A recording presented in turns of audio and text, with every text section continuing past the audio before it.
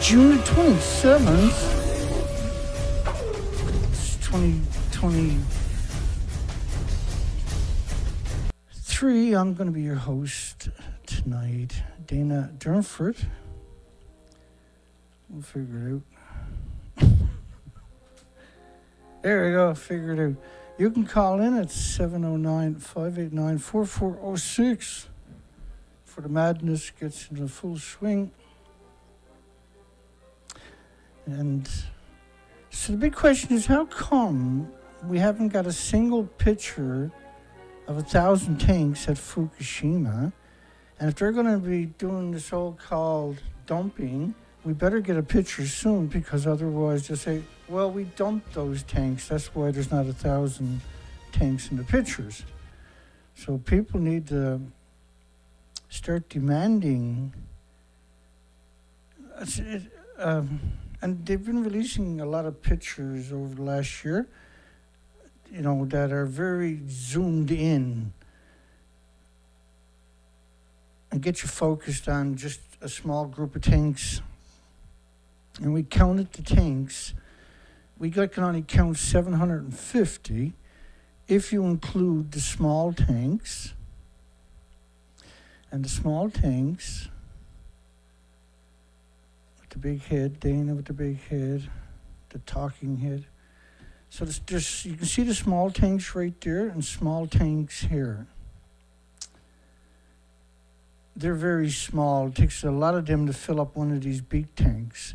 So if, I was being, downplaying the numbers by including them. And I'm saying there's 50 here and 100 here, which is pretty close to accurate. These numbers are pretty accurate. So when you add the tanks up, including the small ones, there's only 750 tanks. So how come, now they've been dumping it in the ocean nonstop from the get-go, but let's play by their rules for a second, because that's such a great question. And when do we get an actual picture of all the tanks? So we got a poll to articulate that tonight. Should scumbag Japan should now show a picture of its 1,000 magic tanks? And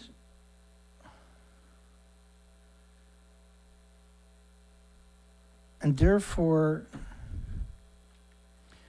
isn't that a reasonable question though? Shouldn't we have a definitive picture? In fact, a video with today's newspaper showing 1,000 tanks.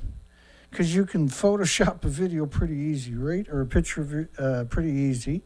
And a video, I guess, if you want to. So we need independent experts to do it. Water above a sievert per hour. Fukushima hasn't stopped releasing radiation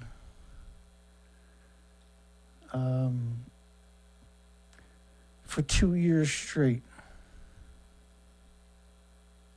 We'll get there at some point, hopefully. Fukushima hasn't stopped releasing radiation for 2 years straight, and there's no work done up to that day.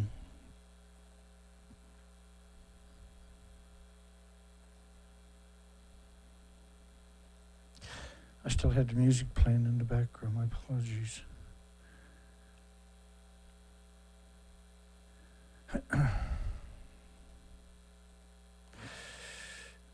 So,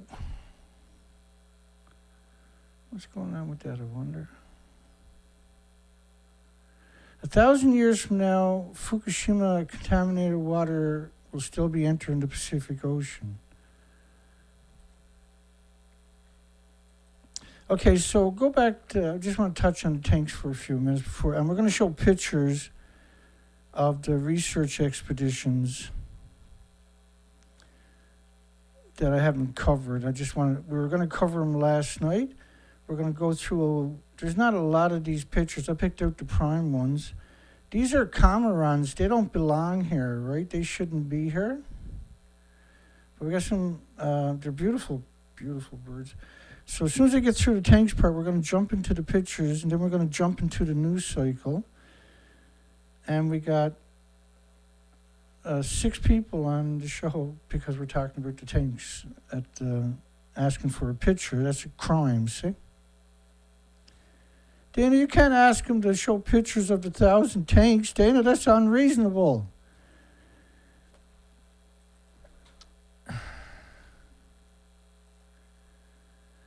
And I'll show you the pictures I got of the tanks. Let's do that for... Well, obviously we can't show them all, but let's show a bunch of them. When it comes to bunches, I'm pretty good. And so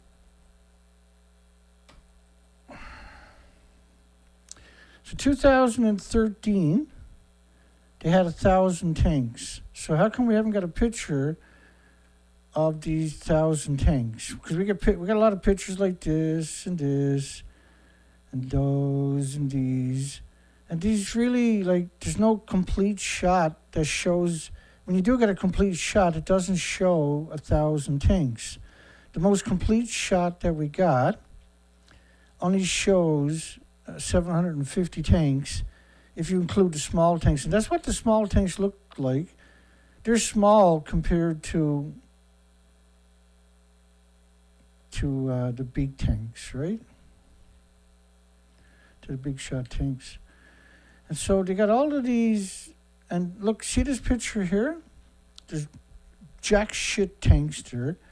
And we counted the small ones. See those small ones? We got them counted too. But there's no picture of an actual... I don't know why they photoshopped these particular shots, but that's photoshopped. And it's bizarre. Everybody walking around like they're chickens or something. Now, if you fill up the tanks with the radioactive water from pouring on the reactor, geez, I'm having lots of little problems today. Oh, that's because my head's too big. I'll give me a little smaller head. Okay, here we go. I just got to figure out where I left off because it's not registering on my side.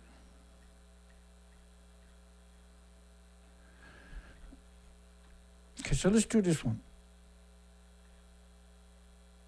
2013, they had 1,000 tanks.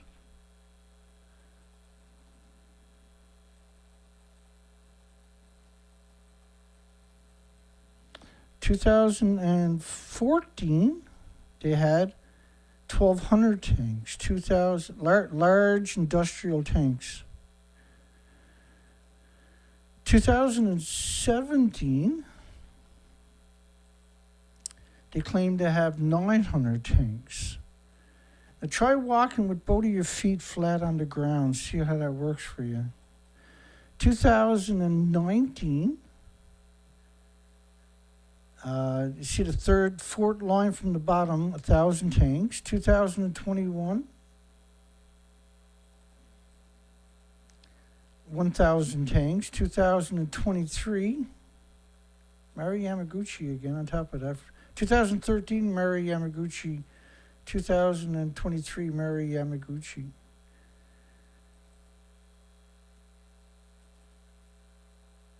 Water used to cool the reactor cores. Again, accumulated in about, on the third line from the bottom, reactor cores accumulated in about 1,000 tanks. So why haven't we got a picture of 1,000 tanks? Is that an unreasonable question?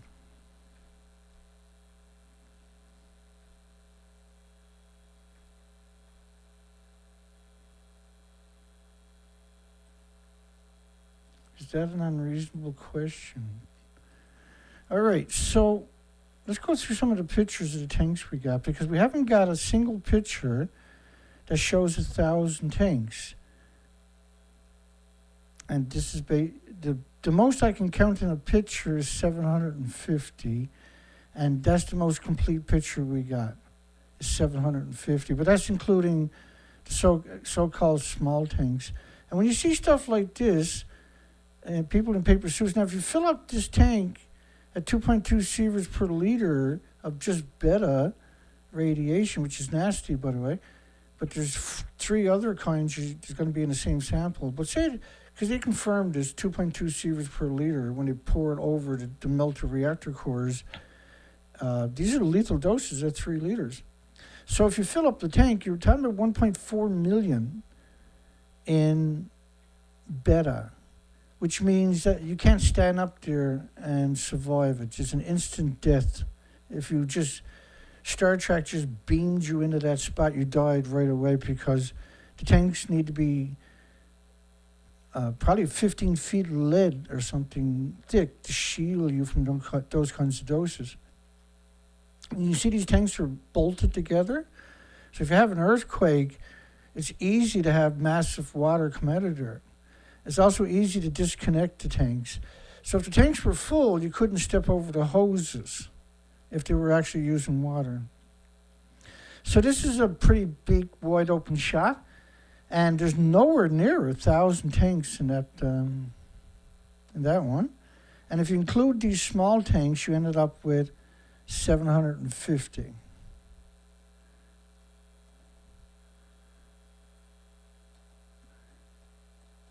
And they're pretty big tanks, those in particular. But there's not 1,000 tanks. So why don't they show us and shut me up 1,000 tanks on this site?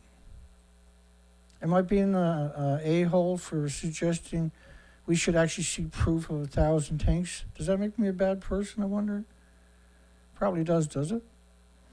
So here's a nice big wide open shot. And when you add the tanks up, there's nowhere near 1,000 tanks.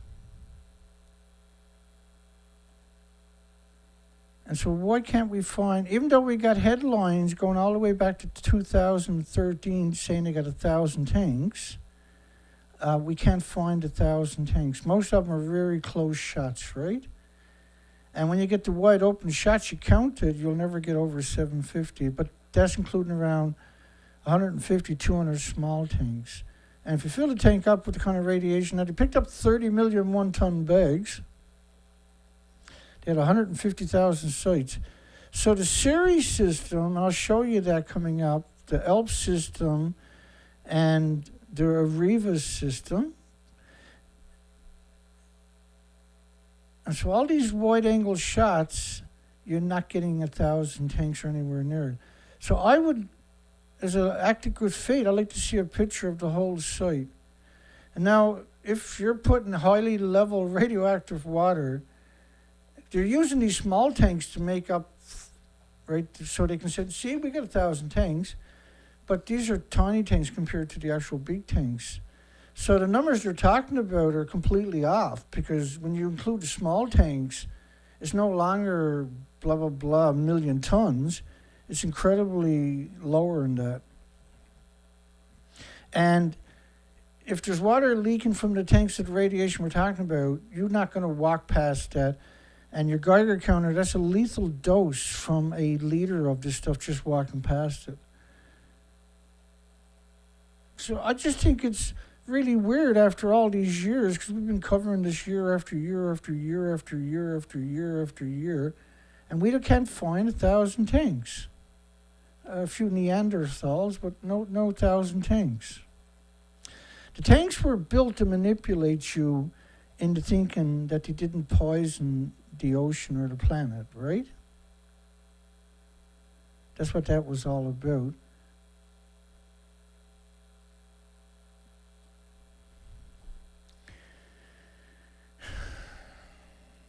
So the official story is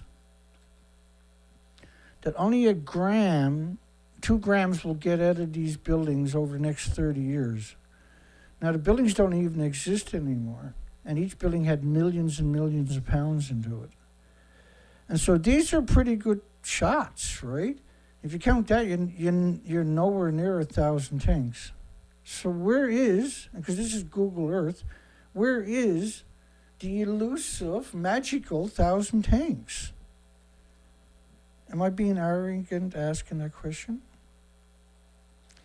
Okay, let me explain the filters to you. Then we're going to go look at pictures for a few bit. And then we're going to come back and do news cycle for the rest of the show. All right, let's go down. Where did I leave off? Gotta go back up here, don't I? There. There, we already done. I thought that was.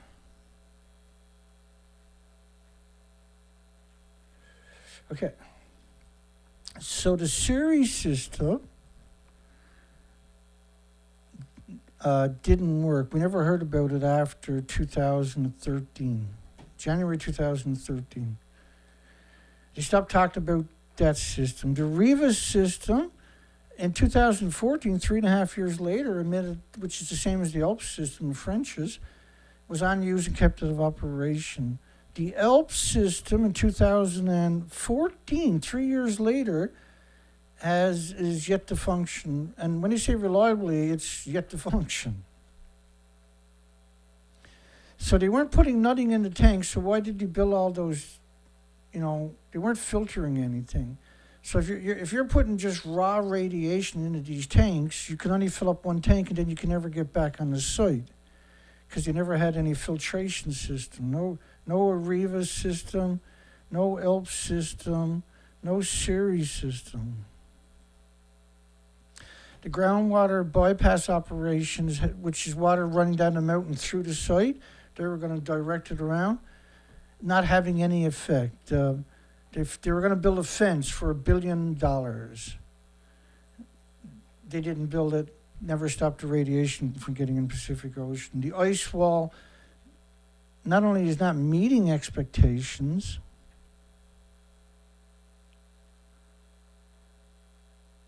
didn't work at all. Will not stop the groundwater. And why would you build an ice wall when you can build a real wall? And where's the 1,000 tanks? Thank you very much.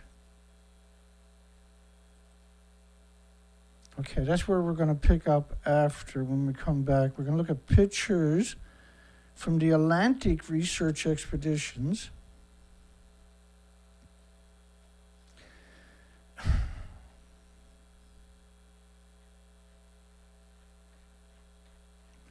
Now we've done the Pacific research expeditions from Vancouver, British Columbia to Alaska for 6 years.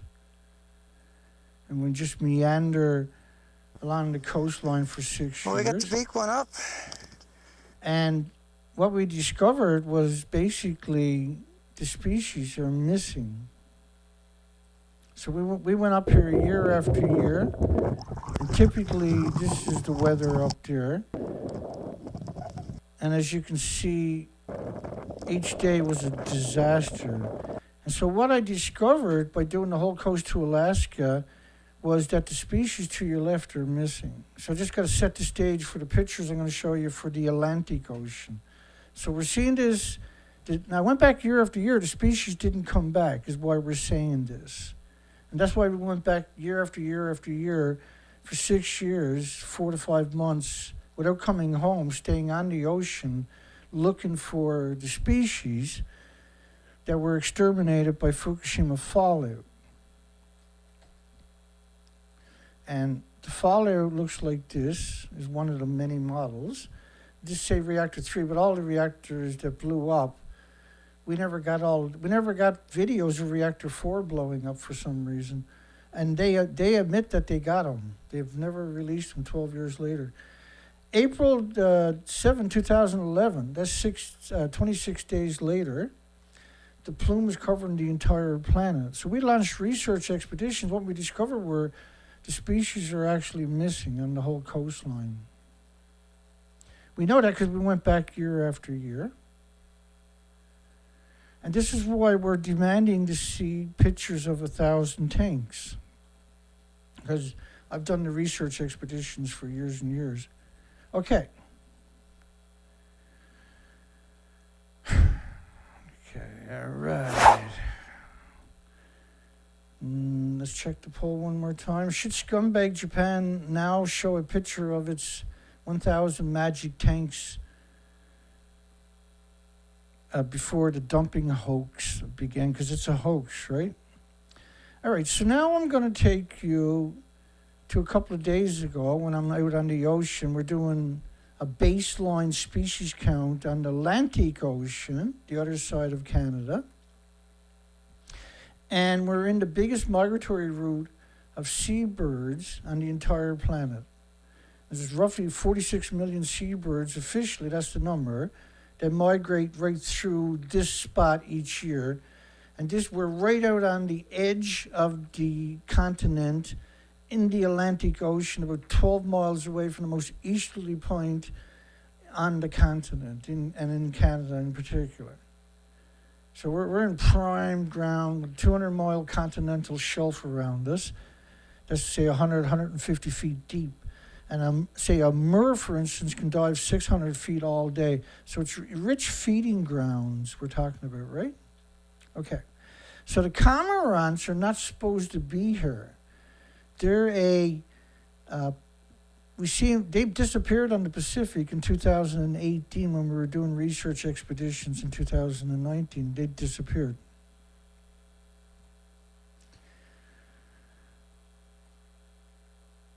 And let's get through some of these. So I only found a few groups of these birds, and I got the best pictures for you guys here tonight. I'll just get it out of the way because I might be spoiling these beautiful birds' pictures. Look how incredible, stunning they actually are, right?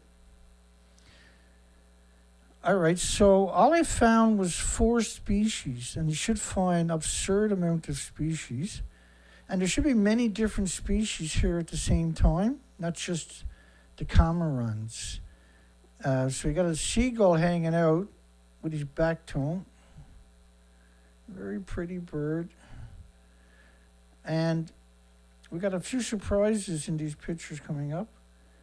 So they don't like, they generally shouldn't let you get this close to them, by the way.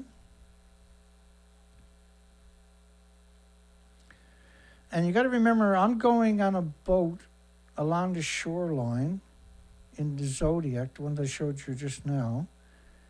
And we're just shooting random pictures. So the camera's quite good.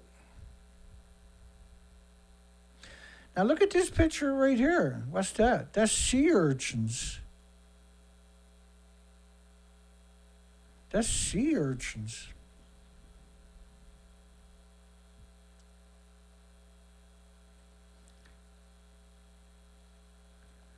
Sea urchins. Try this again. So that's sea urchins. And we've been out there in low tide. We can't find a single sea urchin. Now, we haven't been out there on a full moon at low tide. But anyway, I'd seen a seagull. The seagull,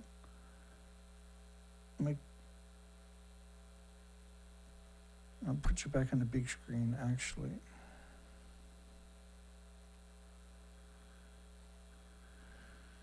And so that was magic to actually see them feed on sea urchins, because now they're basically feeding at McDonald's.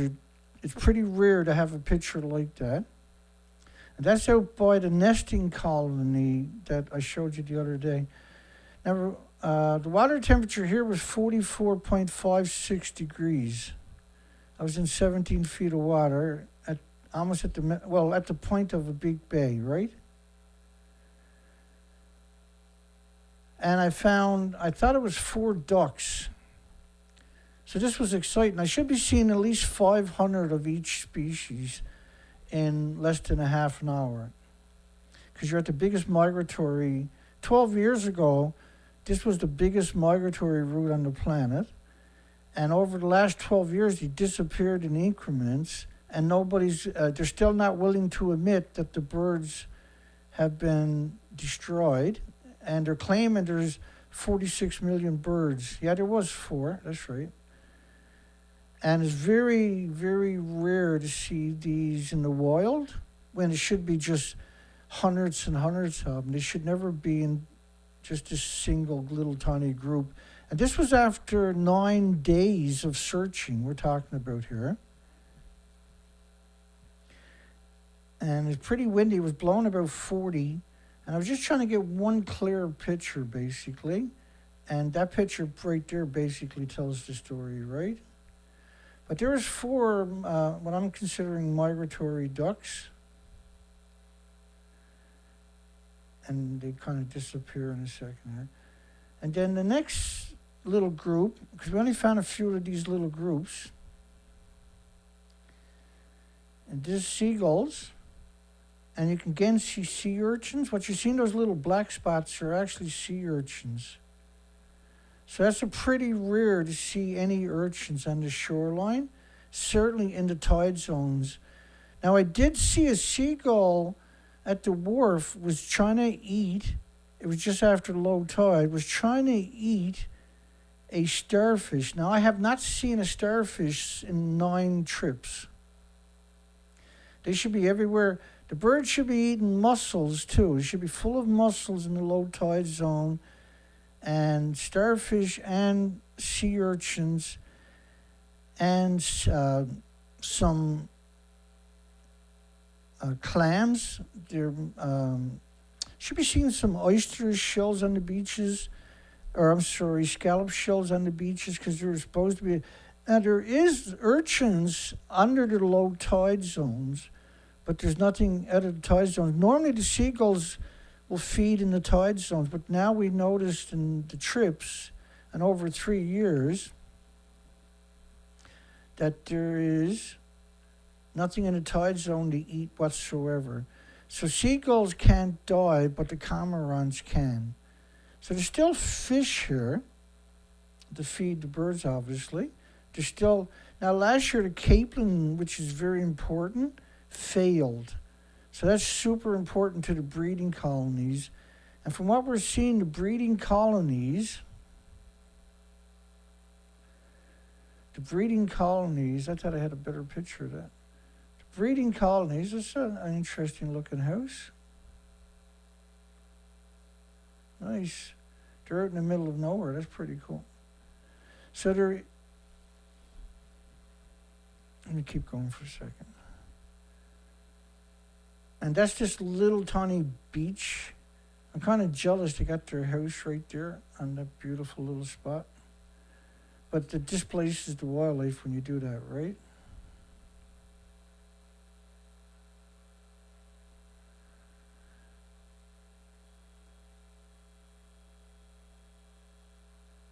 And there's no floating birds anywhere. You know what I mean? Now, you can see how visible on the west coast the colors are. They're easy to understand. Okay, that was on the 23rd. I took those pictures. These next set of pictures are the next day on the 24th. Now, I was supposed to do this last night. My apologies. And now, the first pictures, I seen a movement. And you see that tree right there? There was a very young eagle. I was like, I was snapping pictures because I seen the movement. I thought it was a little bird first, and then I realized that was right away that was an eagle, a young eagle. So it was really different. Now the boat, it was really windy. It was blowing about 40. So it's very difficult to get the boat to stay still. And this was up Cupid's, I think. So we're quite a long ways away. So we basically covered in 4 days 100 kilometers in the boat of shoreline. And that was exciting to see the young eagle. There's probably the only good picture I got of him. I'll get it away for a second in case somebody wants a screen capture of him later. Unfortunately, it was really difficult to stay on your spot. And no matter how hard I tried, I couldn't get I didn't want to chase him away, right? And so I had to hang off a little ways and then zoom in and get the picture. But that was pretty exciting to see him. I never seen any. Now, when we got to the tree on the shoreline, I'm looking for little tiny birds, or any kind of birds, insect eating or seed eaters, and we're not seeing them. And we're already in summer. And so they should be raising their fledglings, busy grabbing whatever it is they're going to feed the fledglings, right? We're right in that prime moment right now. So the research is more important than ever before. So we'll just skip ahead and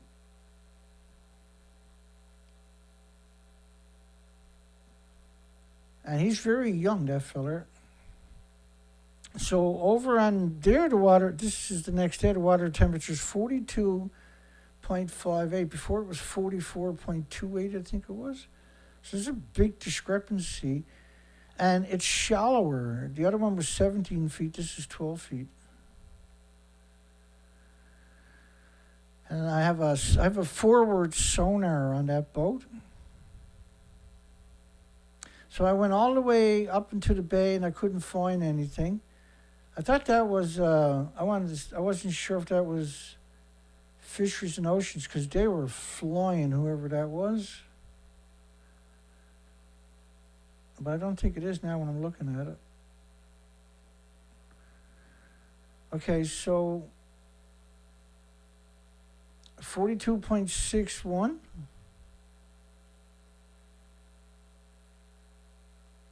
And that's okay, so this was the next little flock of cormorants.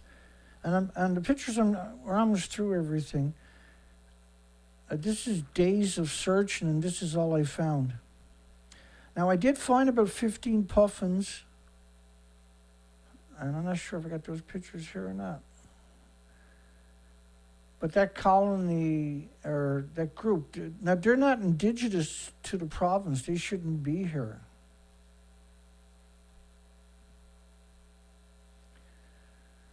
But I don't, I'm just happy to see anything at this stage alive.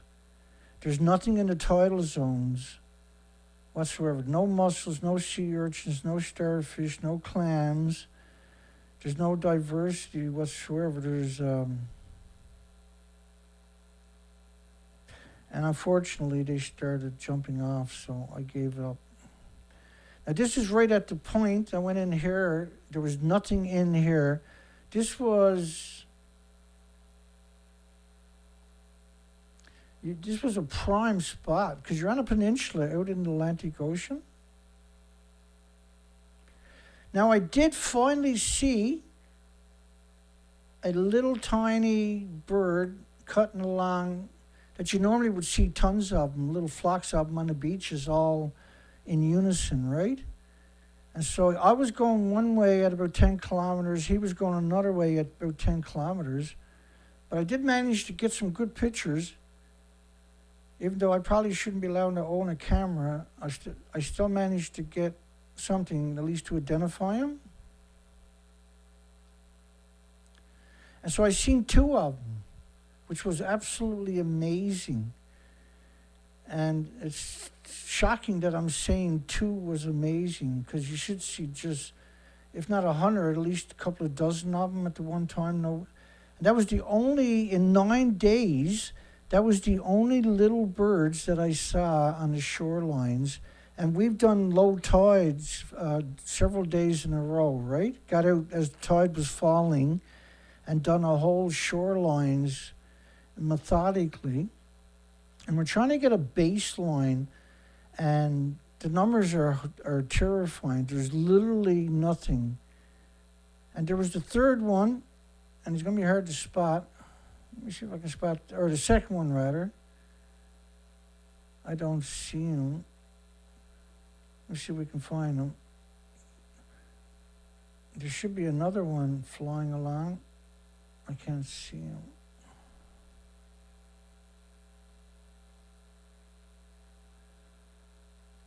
There is a second one there. You have to take my word for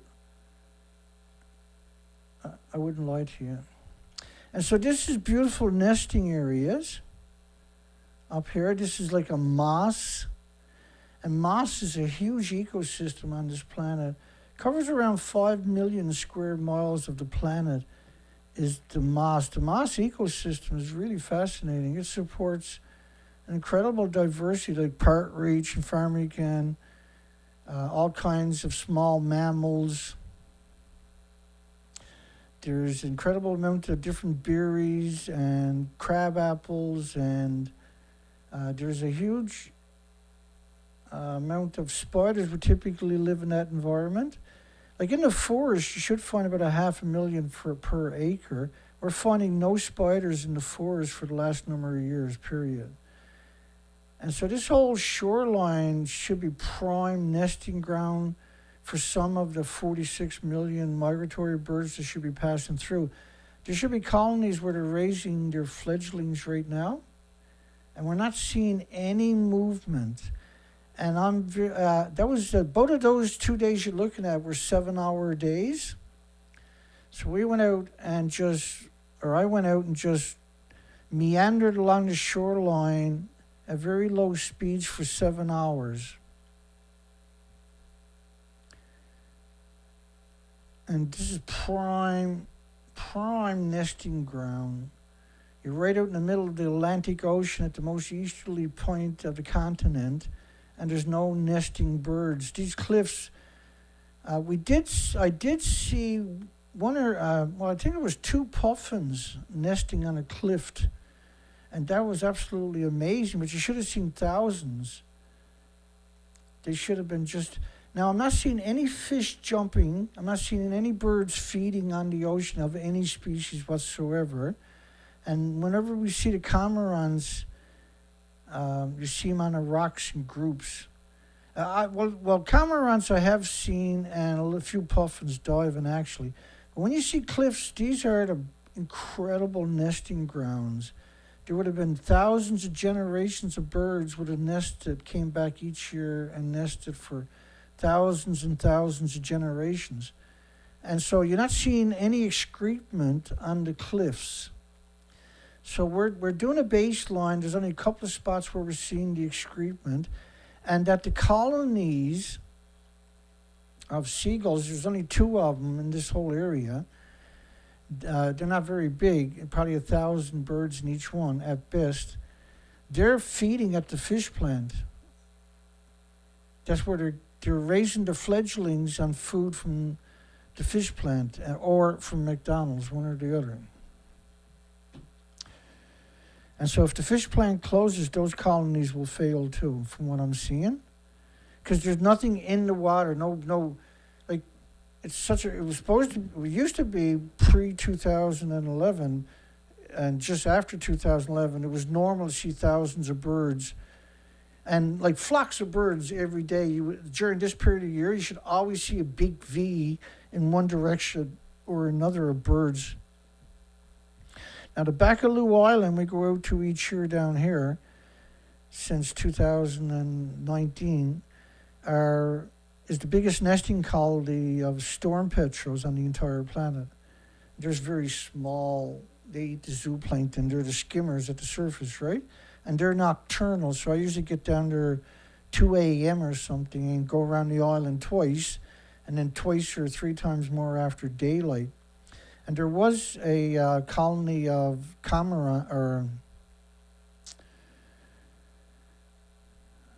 my God, I'm tongue-tied. Gannets on Baccaloo Island on the outside of it, and we counted around 50 eagles. But when you got 3.3 million breeding pairs of storm petrels, you expect to find something on the shoreline when you do it each year. And they admitted late last year, that the colonies have failed out there. But they didn't elaborate on it. But we suspect the colonies is a complete failure.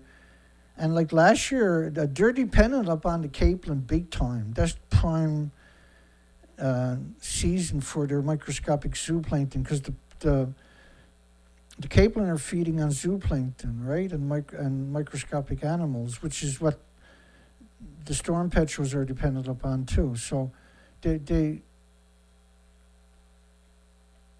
I'm gonna keep going here, but finish this out. I was yakking instead of paying attention. I just want to get back on my spot. Okay. We'll figure it out after. Let's finish out these pictures. and then we'll do some of the news cycle. And so what we're looking for is excrement on the cliffs, but we're also looking, and it'll stand out like a white chalk where the nest is to. You look at the top of the white excrement runoffs, and at the top of that is where they're going to be nesting. So they're very easy to identify, but that's where no predators. So another thing you're looking for is along the shoreline or out in the bay itself, right? I'm not finding that. Now, we did find a whale. I'm not sure we found it 2 days in a row.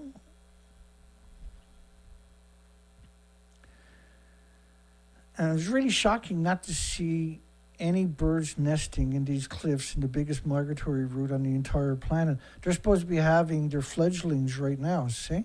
Raising them like the seagulls we seen last week raising their fledglings. Well, they're actually consuming them, pulling them out of the nest and dropping them down and eating them, right? We done that live. And it is what it is. I just happened to go live, and then a gull flies in, grabs the baby, pulls him out of the nest, and we drove right in on top of it, and we showed those pictures last Thursday, was it, I think? No, Wednesday.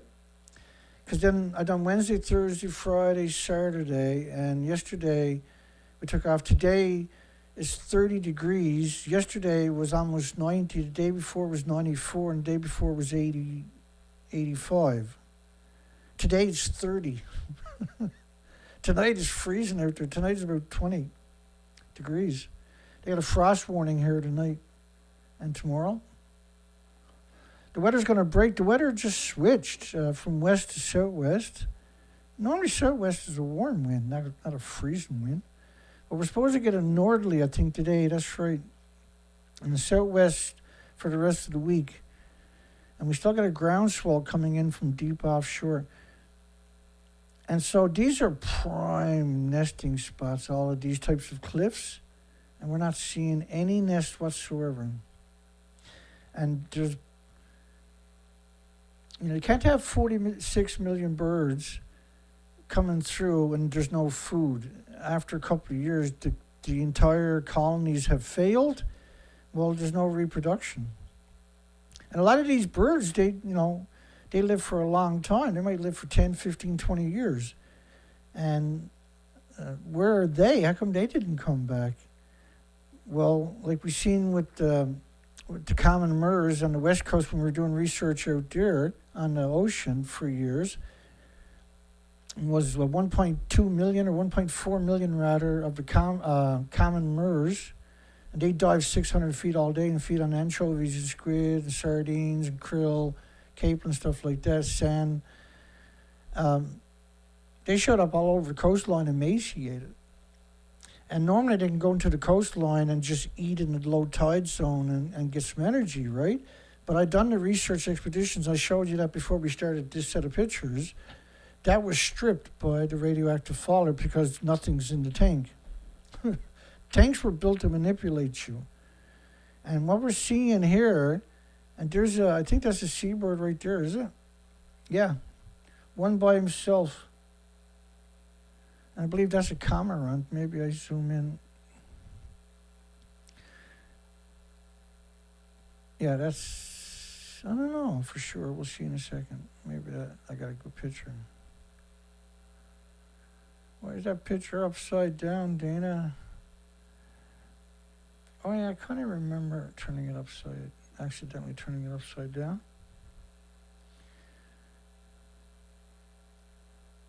There's nothing. So that's all prime colony nesting areas up here. They would have been generational for thousands of years, would have nested this area. But over the last 12 years, they disappear in increments, and people are like, there never was that many birds. No, of course not. The 46 million birds never existed. Yeah, there was never any capelin. No, there was never any fish. That's what they'll be saying next. Despite the fact that the entire province worked at that for 4 centuries. But after Fukushima, everything happens over several years, 6, 7, 8, 9 years.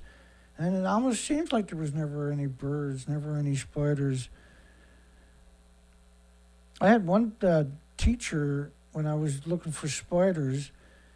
and he showed up at my campsite with another guy, and they were going across the province on the tracks, right?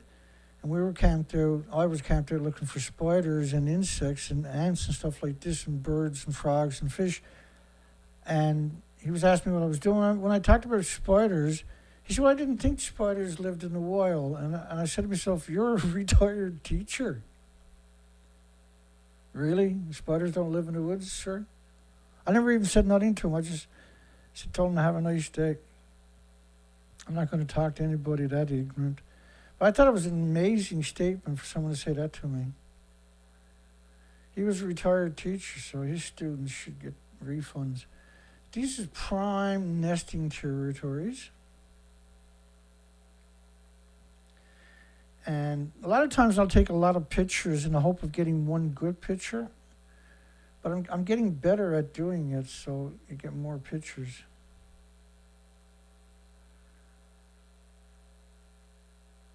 But it was just confirmation for my records, and I'm sharing it with you, that there was nothing there on June the 24th. And the last set was June the 23rd. So I have it documented, that whole, about 100 kilometers over 4 days that we covered of shorelines. And so there's no mistaking what I'm saying. So over the summer now, through the migratory season and everything else, we'll just keep going out, bang, bang, bang, and cover the territory and document whatever is there and whatever is not there. And this is just amazing cliffs, because you're right out on the Atlantic Ocean, in the middle of the ocean on a major island, right at the most easterly point of the continent, where there's supposed to be 46 million seabirds coming through. And this would be Clark's Beach, I believe. Yeah, Clark's Beach.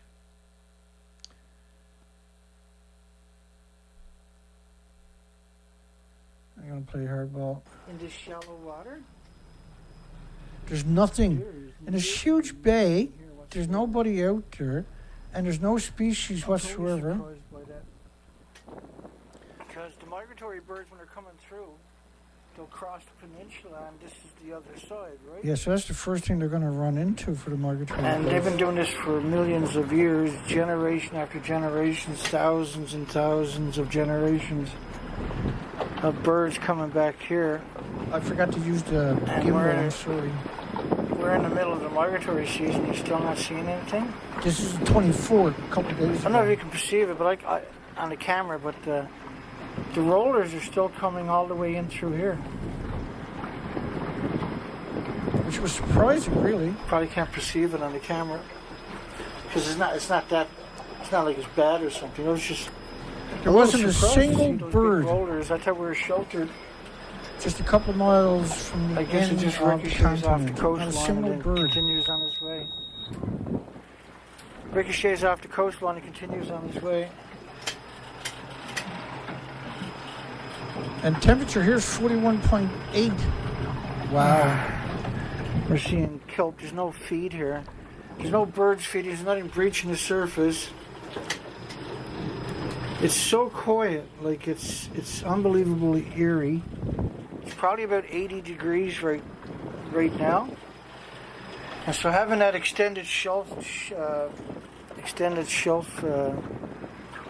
ledge over the roof blocks the sun from getting in here, keeps the temperature down, right? It was 85 degrees or something. So we're just going past South River, and we're back into a bit of a forest. And so there's no movement, no insects, no birds. There's nothing on the beaches. We're half an hour from high tide. But there's no bird life whatsoever in that forest. That's incredible.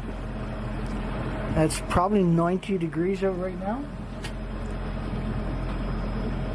And so normally you would see all kinds of little insects hanging out along the shoreline, right? And there's a population that survive in the tidal zones themselves. I just seen one insect fly out this way. But you should see all kinds of it. You should see glints of spider webs too. Because the sun is right on still that coming spot up. right now. But there's nothing. And so I just thought I'd better pick up the camera. There's a seagull up there. And we're looking for that whale. He was out there further, but that don't mean nothing. So we done the other side. You can see the forest along the other side. And it's the same as what we're seeing right on this side. And there was no birds flopping around and having fun and catching insects or just doing what birds do, you know, they jump from tree to tree. and it's very distinct, and like it'll catch your eye if you can see it. If it's there, it'll stand out.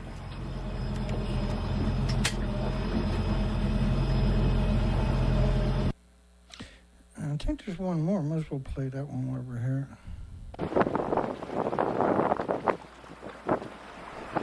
I'm just gonna run in there. We just seen some cormorants. I took some pictures of those. I showed you Just those probably seen earlier. them. There's around 12 And of them. we're just gonna run into here. And so we're only finding 3 species basically: the puffins and the cormorants and the seagulls. And we found a little colony of tickle-ass, right? And then we seen maybe total 9 trips, 7 ducks, I guess, or something like 7 ducks, I think was the actual number. I'm just going to sound out this channel for the summer so that I can come in here and drop the anchor and take a break, maybe even go up and cook up a cup of tea or something. And so I'm just going to sound this spot out with the sounder and the sonar rather. I can't run the sounder and the sonar at the same time. But I have a forward-looking sonar on this equipment. So it's really good. But not every rock is going to be on the GPS either. So the sonar is perfect. So it looks right? like you can drive all the way down here on the quads probably. You're right out on the major Because you're right out on this spit of point of land, and the North Atlantic Ocean is straight out from you. This is a great study area. This whole area we're doing. So we're basically doing 5 bays is going to be the study area. Because we can't afford to do the whole province, right? Which is bizarre. When you look at these spots here, it's hard to appreciate it, how incredibly perfect these places are for birds. You know, cliffs coming right out of the ocean, no predators can get at them from any sides or above, and you're right in the center of the migratory path. So we'll keep doing that, and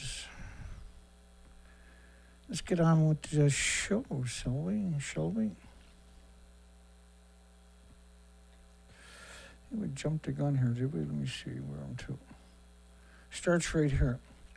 So, the Croatian Prime Minister told Bosnian lawmakers there'll be no risk from storing radioactive equipment from a nuclear disease factory at a specially adapted facility near the Bosnian borders.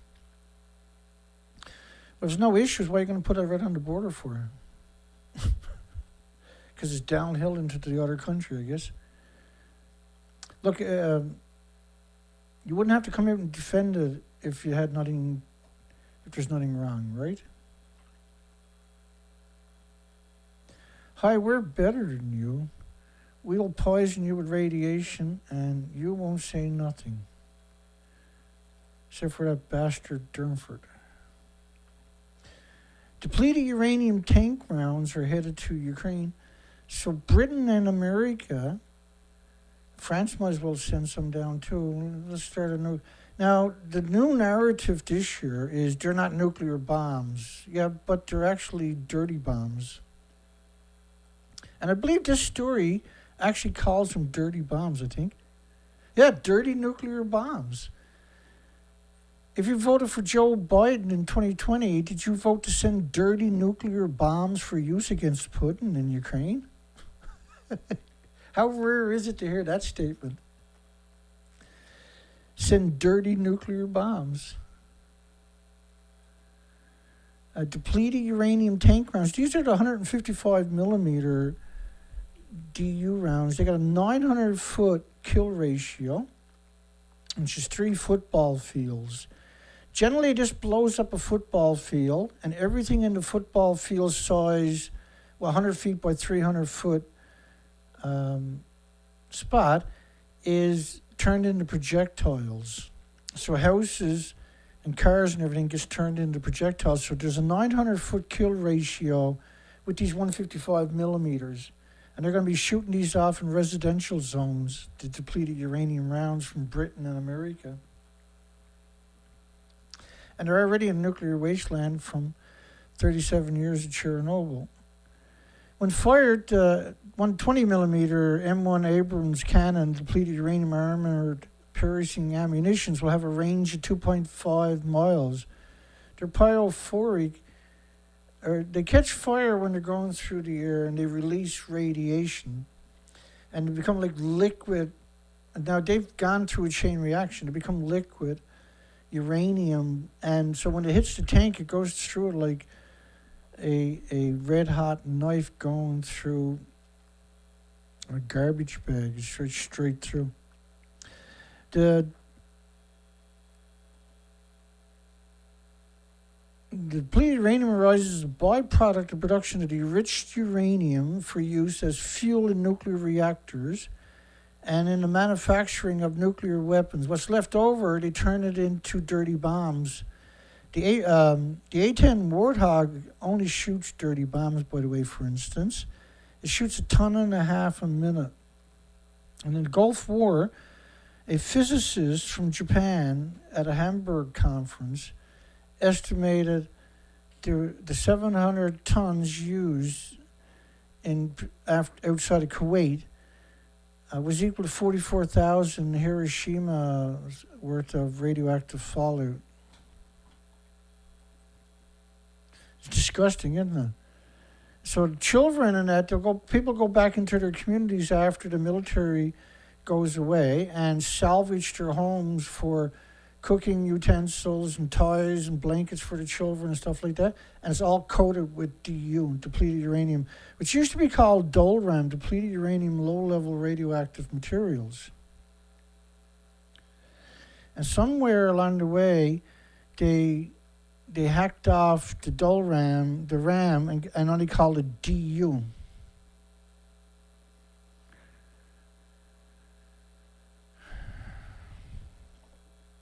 So we got a poll, by the way. I don't know if you noticed. Should scumbag Japan now show a picture of its 1,000 magic tanks before the dumping hoax starts? Because it's a hoax, 100% hoax. The tanks were empty. The tanks were built to manipulate you. The buildings were destroyed right away. So there's nothing left. The fuel pools were at the top of the buildings. That's reactor 4. They actually claimed that they went in there and got the fuel out of reactor 4. And they done the same thing for reactor 3 too. Pretended that they got the fuel out of reactor 3. Terrible people, the nuclear industry is. They just hate humanity and the species with every part of their body. When used as a weapon in battlefield conditions, the spent nuclear fuel is literally a dirty bomb. And herein posted that the Biden administration sending dirty nuclear bombs to Ukraine is a crime against humanity itself. Oh, it's a wicked, hideous, evil crime. And if you doubt this, go to Google Images and type in depleted uranium in Iraq and type in Basra, where 84% of the babies that were born were disfigured. So all women went on birth control in the Basra because of the British and Americans' DU, which is not really the British and Americans, the military-industrial complex, right? There's 10 of them out there, the big weapons producer. But the military-industrial complex is basically United Nations, the 195 countries from United Nations.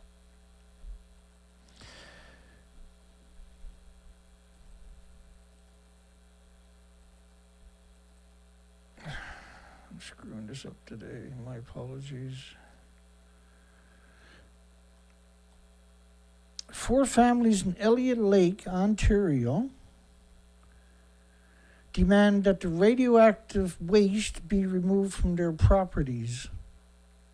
So they need to move out of their properties. And she says, well, how can I justify selling my land and my home, right? And thinking that, whoever's going to get in there is going to end up getting poisoned. How do I reconcile that? I can't. Which is very unusual for anybody to be honest like that, right? Because we've talked about this many times. Northern Town was a uranium mining center until its last mine closed in '96. She's in her 70s. She hasn't been there her whole life, but she's been there quite a long while. And to her horror, she found out a lot of the property was built with tailings from the uranium mines. And the uranium mines knew this was evil, right? So they're demanding it be removed from their properties, but it doesn't, the properties are already contaminated forever, unfortunately. High levels of radiation on their properties.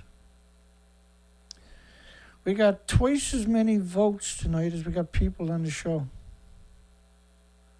How is that even possible? We got twice as many likes and twice as many votes as we got as people on the show. Because that question is probably the most important question in history. Should scumbag, degenerate sack of scum Japan now show a picture of its 1,000 magic tanks? Because for a full decade they've been saying they got 1,000 tanks, but they've never actually showed us a picture of it. And why wouldn't they? Why wouldn't they use that to shock you? Holy shit, they got 1,000 tanks. No. You're being manipulated and you're being hurt because of 80 years of emissions, but particularly the big pulse from Fukushima. It was a massive pulse, it's still ongoing. It covered the planet in brutal, continuous radioactive fallout. Let me just articulate that a little bit better. Can I even do that anymore? Where the hell did that go? That's it. If I can't find it, it doesn't exist. Okay, I put it all together down here. And so there's a couple of really important studies and models to think about. This was France's model of radioactive fallout based on 16 days. 16 days after the tsunami. 10 days after the last detonation. Is covering the whole planet. Now here's a study, again, talking about 1 million times normal per cubic meter of air on the West Coast. This model is based on 7 days. And they're talking about 1 million, 10 million times cesium levels of weapons peak per cubic meter of air. So there's all kinds of studies of the sulfur peroxide, hydrogen buckyballs. These are very hot particles. The xenons at 450,000 times detection levels. This is an invisible lethal plume to the species. There's another study, 220 million atoms of the iodine-129. There's another study on 20 million atoms per liter of the iodine-131. And for every 131, there's 10 times more 132, 30 times more 133, 31 times more iodine 129. 132 and 133, by the way, are 9 times more effective at ionizing and radiating the thyroid glands of all the species than the very, very effective 131 is. But the massive numbers we're talking, by the way, cesium goes to your thyroid glands and everywhere else. And the problem with the thyroid gland, accumulating huge numbers of this is you're producing radioactive hormones. And with children, of course, you're talking about mutating the stem cells, getting into the bones permanently. And radon is a natural radioactive gas, naturally occurs in uranium and rocks break down. And he says it's the second leading cause of lung cancer in Canada. Second leading cause. And he said after cigarettes. But actually the leading cause of lung cancer is 80 years of emissions and nuclear bomb testing and nuclear accidents and nuclear dumping in our seas and lakes and estuaries and rivers, and 1,000 fuel pools worldwide hemorrhaging radiation into the environment. So they create these invisible plumes non-stop for 80 years. But another thing, the reason lung cancer, because plutonium burns a hole through your lung right away, right? But you got to realize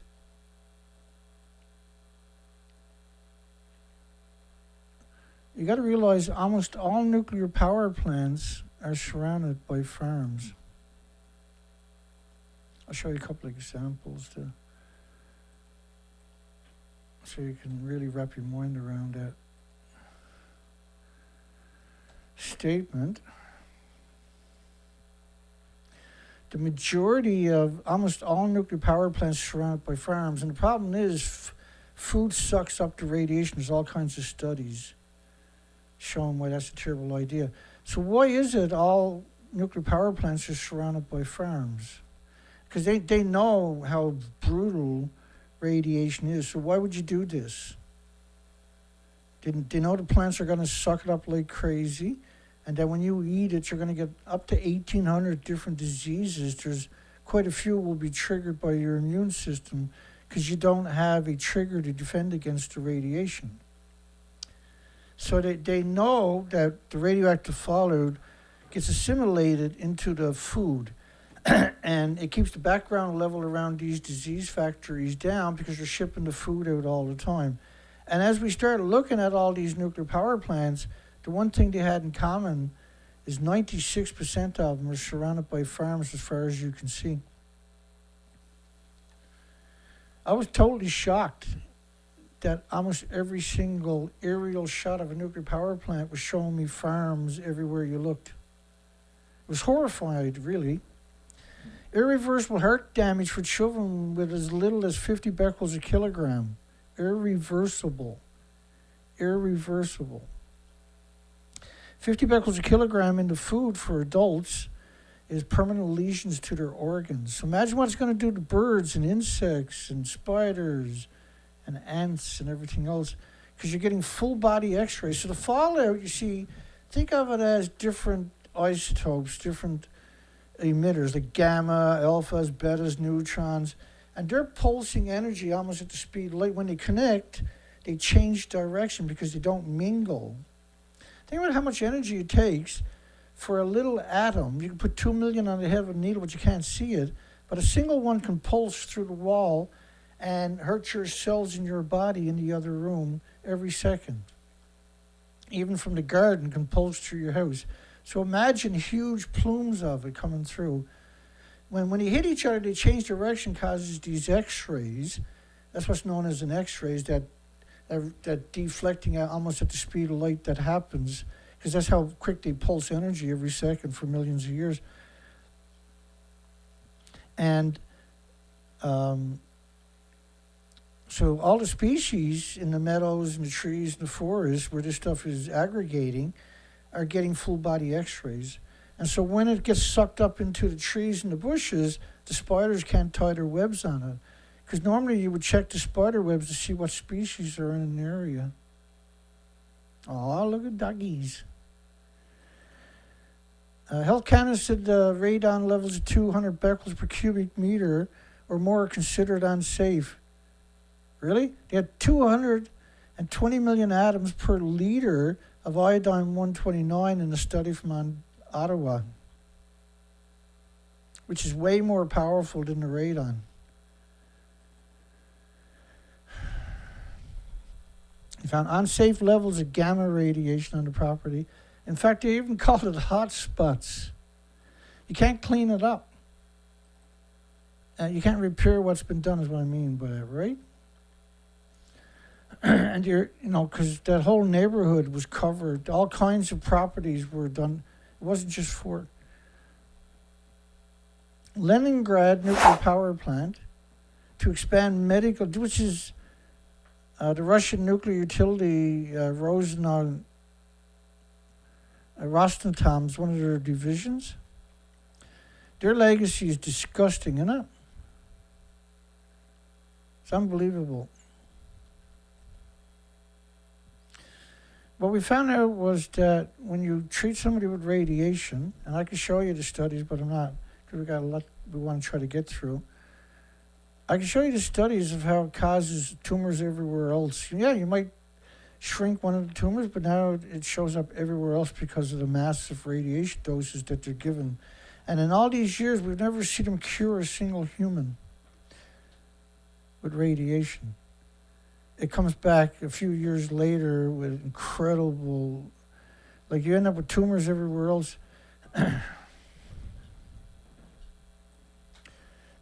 Maybe I will give you if I could find it off the top of my head.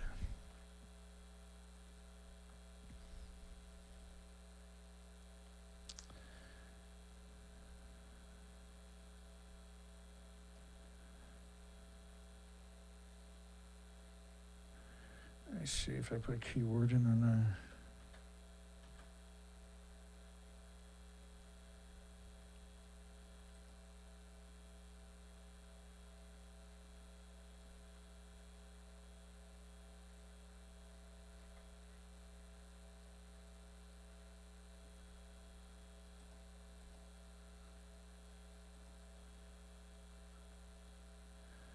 I don't see it.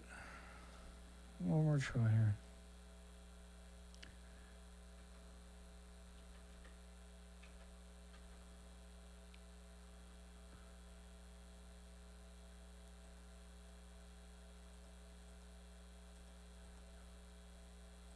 I don't know what I've done with that. One more.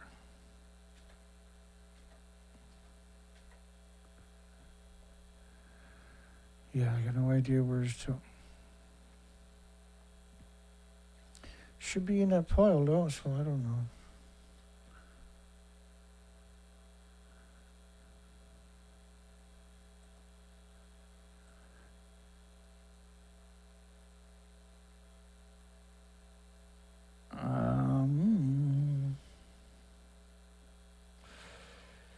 Yeah, it's shocking I can't find it. My apologies to everybody.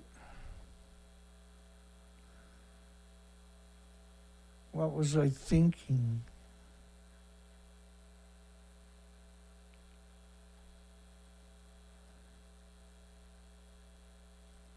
You can't put the word study in my computer anymore because you got the entire phone book coming at you.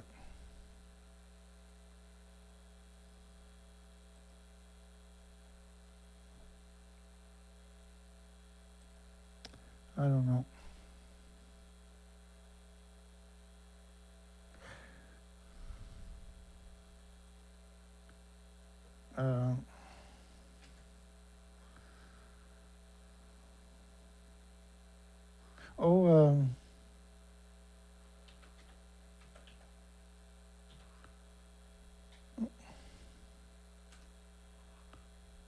There you go.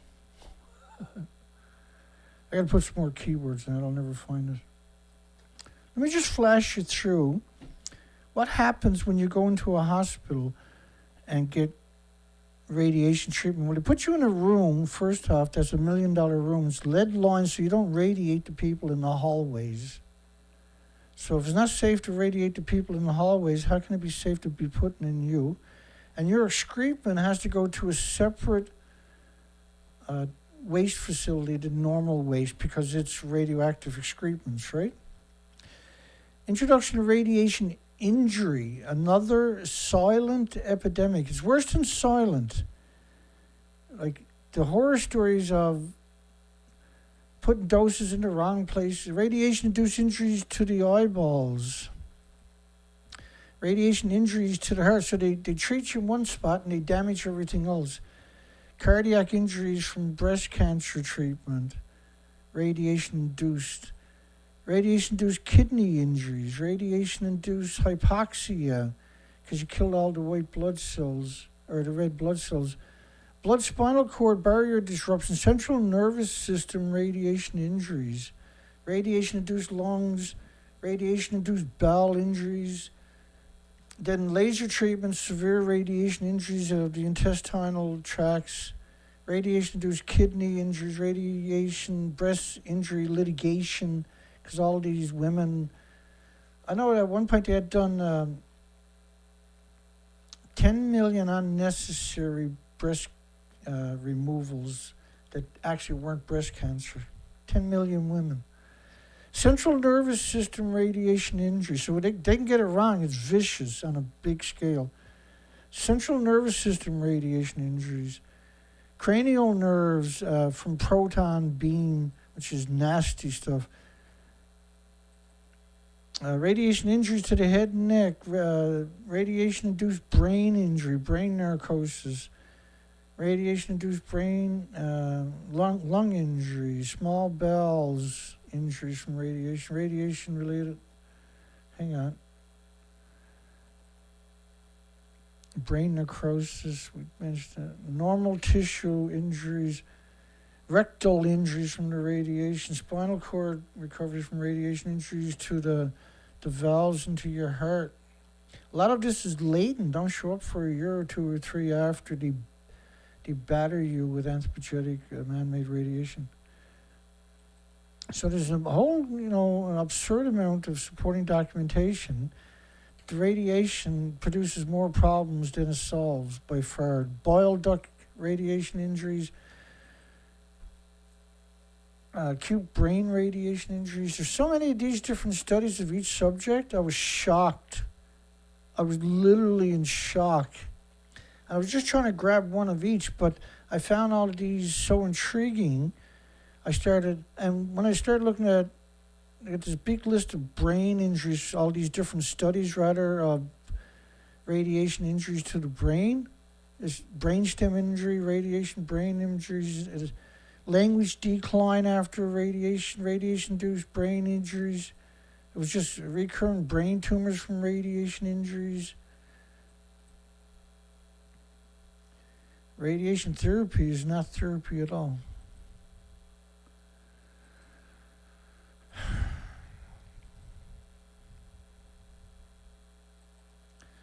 It's ridiculous how much of this stuff I got, so I'm not going to do it here, but let's keep rolling here. I'll just blast through a bunch that I got there for you. You can come back and read it if you're interested. But what it does is it clearly shows that's the last thing you want to do to your loved ones.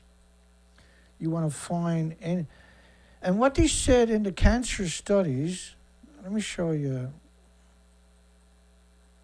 because I can show you so much. I can overwhelm you with documentation. But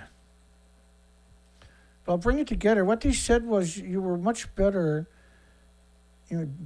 better chance of survival and quality of health if you don't get the radiation therapy at all. The so-called, there is no radiation therapy. That's another big hoax, like the tritium in the tank is a hoax.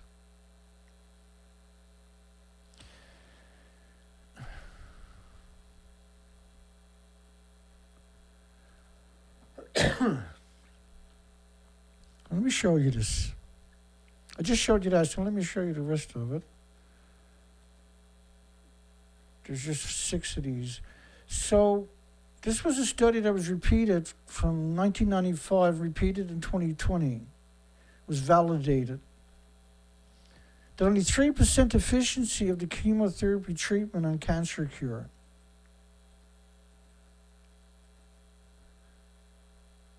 3%. The conclusion based on facts collected by worldwide research published in 2004 that estimated to be 2.3% in Australia survival of more than 5 years and 2.1% in US. So if you were going to go to casino and he said there's only a 3% chance of winning, would you really spend money there? If your child, they gave your child 3% chance to survive, and if they actually told you that, would you do that to your child? And the quality of life was going to be just denigrated viciously, right?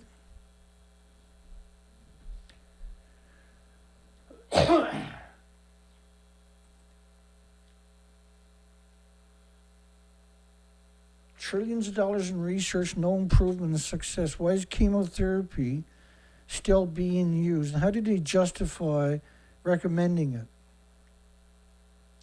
While ignoring dietary changes, emotional issues. How did they justify the continued endorsement that was first known to be ineffective in 1985 and remains ineffective with a 97% failure rate today? These are legitimate questions.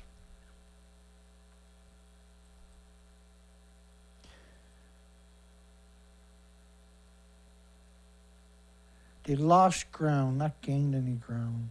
And they recommended not taking it at all. You had a way better chance and a way better quality of life because the radiation does this and this and this and this and this and that and these and them and there and that and those.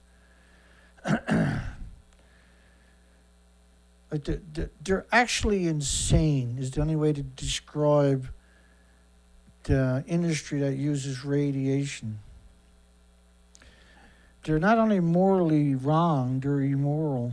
They're unholy, you know what I mean? The list just goes on and on. Holy shit, I imported too much, my apologies. So there's radiation injuries from everything you get. It wrecks your body. How many studies do you need before you reconsider it?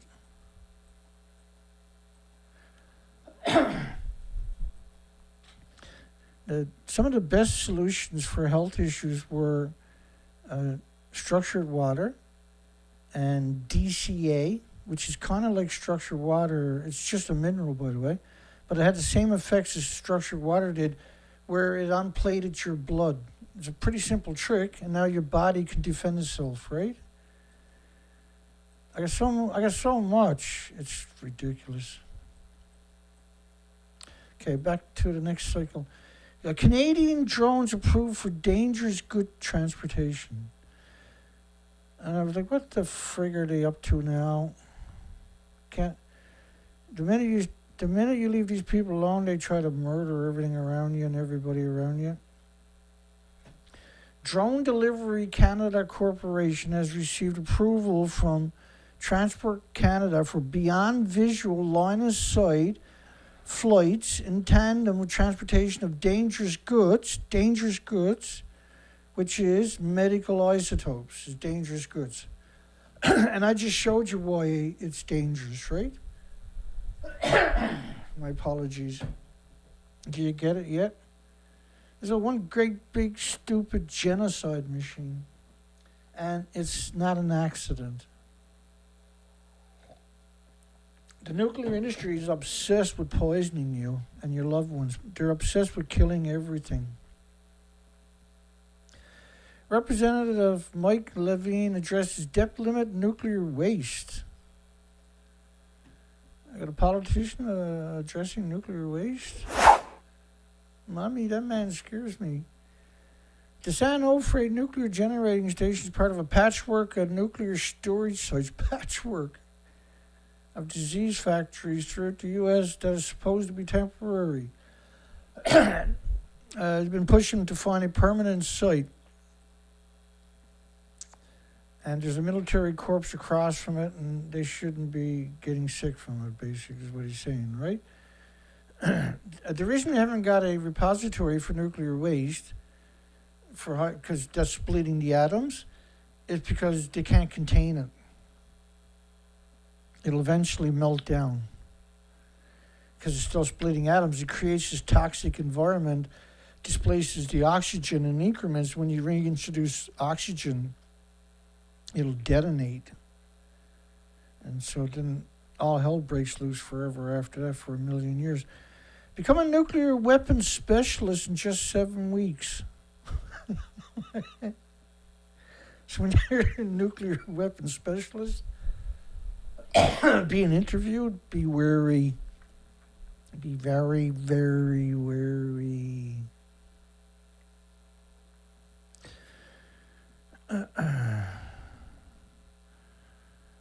Madness, right?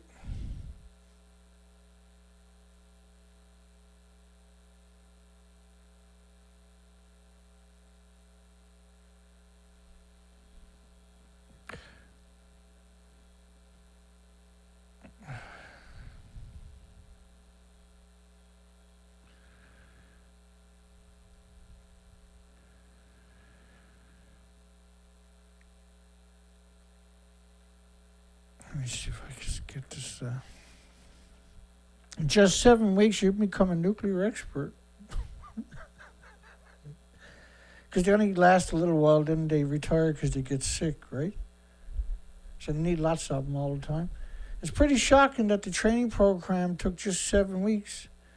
Meanwhile, the Army made me go to school for 14 weeks to use a camera and a laptop.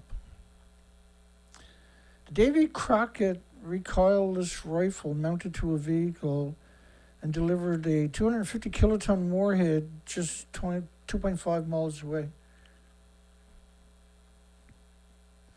And the students practiced with actual nuclear weapons according to the class guide. Now don't touch that up there. Everything else is okay, but don't touch that button. Nuclear industry agrees 4 commitments to deliver 300% increase in the future workforce. Well, good for them. Nuclear industry can't do jack shit. And they're talking about 2050. It's some kind of weird joke, right? What? Nuclear power plants surrounded by farms? Oh my God, I'm shocked. I never would have expected that. That's amazing. And safety personnel. Because you need, there's a big turnover in this industry because people get sick and can't go back to work. It's just a weird coincidence, most likely. Reputation Nuclear. Reputation Nuclear. Great name, guys. Would you spend a week without sleep coming up with that one? Promoting the national importance of nuclear disease factories. A local business preps for influx of nuclear workers in Wyoming. They're prepping for Bill Gates' TerraPower. Yeah, TerraPower, founded by Microsoft billionaire Bill Gates. And they got Bill Gates and Elon Musk. That's their poster childs, because there's nobody else in the industry they can use for a poster child, right?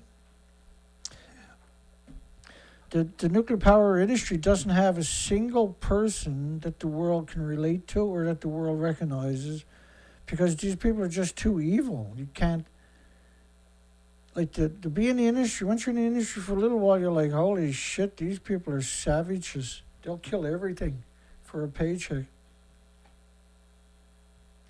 And so they've been using Microsoft, Bill Gates, who's creepy, one of the creepiest people you're ever going to look into, and Elon Musk, of all people. That's their poster childs. And neither one of them know shit all about nuclear. But they'll tell any lie for the nuclear industry. Elon Musk said when Fukushima happened, he flew to Japan, went straight to right by the nuclear meltdown, walked into a farmer's field and started eating food right out of the farmer's field. Media's, this was a couple of years ago he said that, or last year or something.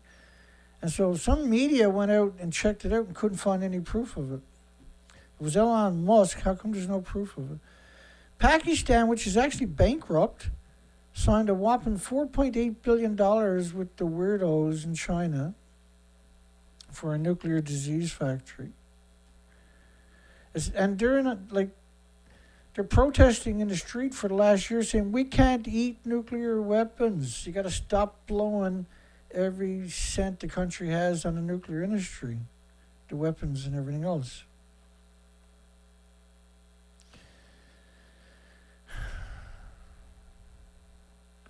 Oh,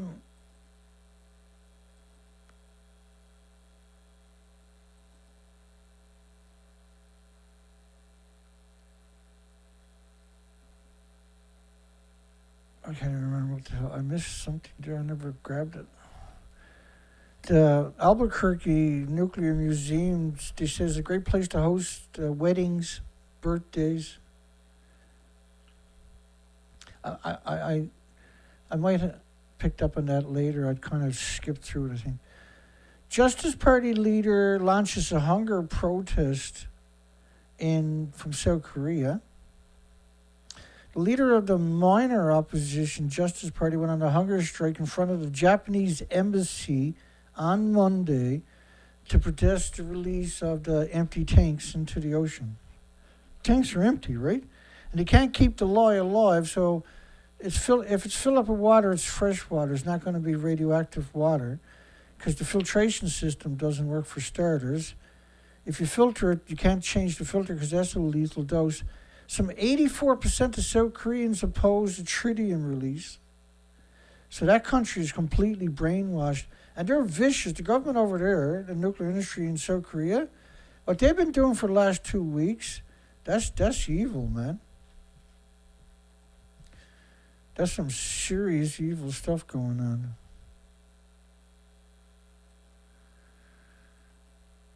We can no longer watch our government go along with the lies of the Japanese government, the lies from our parrot-like government. And so the lady with the vest on, I believe. Yeah, third from the left. 1, 2, 3. So the lady with the microphone is going on a hunger strike.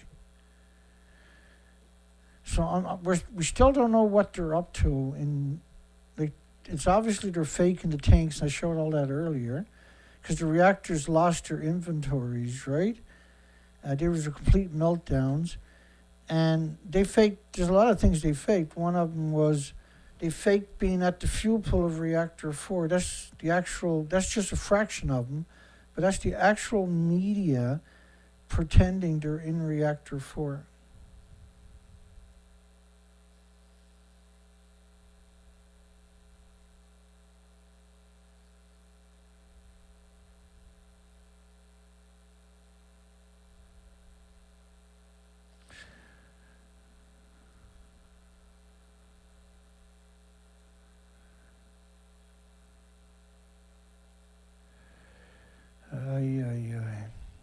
The party also launched a nationwide campaign against the release.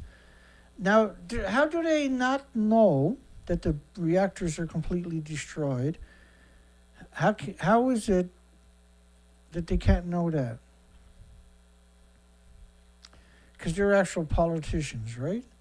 So how is it they don't know that the release has been going on nonstop from day one? That has never stopped, and that there's endless documentation of the fallout worldwide. There's endless models of the radiation from the official numbers of the fallout covering the entire planet. From all the countries you can imagine have produced documentation of it. But the official story now is nothing got out.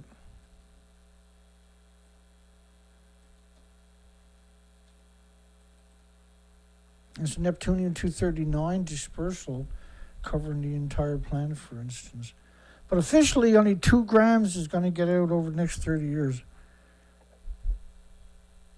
Japan's Fukushima wastewater plant is safe, says the experts. The worries are based on misinformation. Now, I showed you, here's the misinformation right there, pretending they're in a building that don't exist. So nuclear scientists around the world have come out to support Japan with propaganda. And Tony Hooker, director for the Center for Radiation Research at the University of Adelaide in Australia, is disgusting. He's disgusting. We've covered him a few times in the last week. It's disgusting. He's a despicable, revolting, parasitic lawyer. He's a gross, mass murdering scumbag, claiming it's like a banana. Water used to cool the nuclear meltdowns, not the nuclear reactors, but the nuclear meltdowns. Calling it damage when they're completely gone. Spoke at a New Zealand government-funded science media centre. They control the universities, the medias, and the government agencies, folks, for almost 80 years now. And everything is contaminated with scumbags. Hooker is a member of an expert panel appointed in March, but he's not an expert panel for the Pacific Island Forum, right? Don't understand nuclear at all. So they brought in this nuclear expert to hoodwink him. And he talks about tritium, of all things, a nuclear expert. And he says the International Atomic Energy Agency, which is not a regulatory agency and has no legitimacy or sovereignty over any country on the entire planet, because they're a subsidy of a corporation known as United Nations. And according to Eisenhower, is during the military-industrial complex. And according to George Bush Sr.,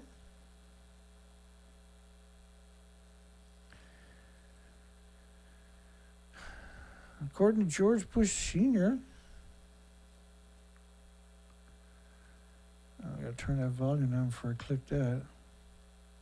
They're the New World Order. We have before us the opportunity to forge for ourselves and for future generations a new world order, a world where the rule of law, not the law of the jungle, governs the conduct of nations.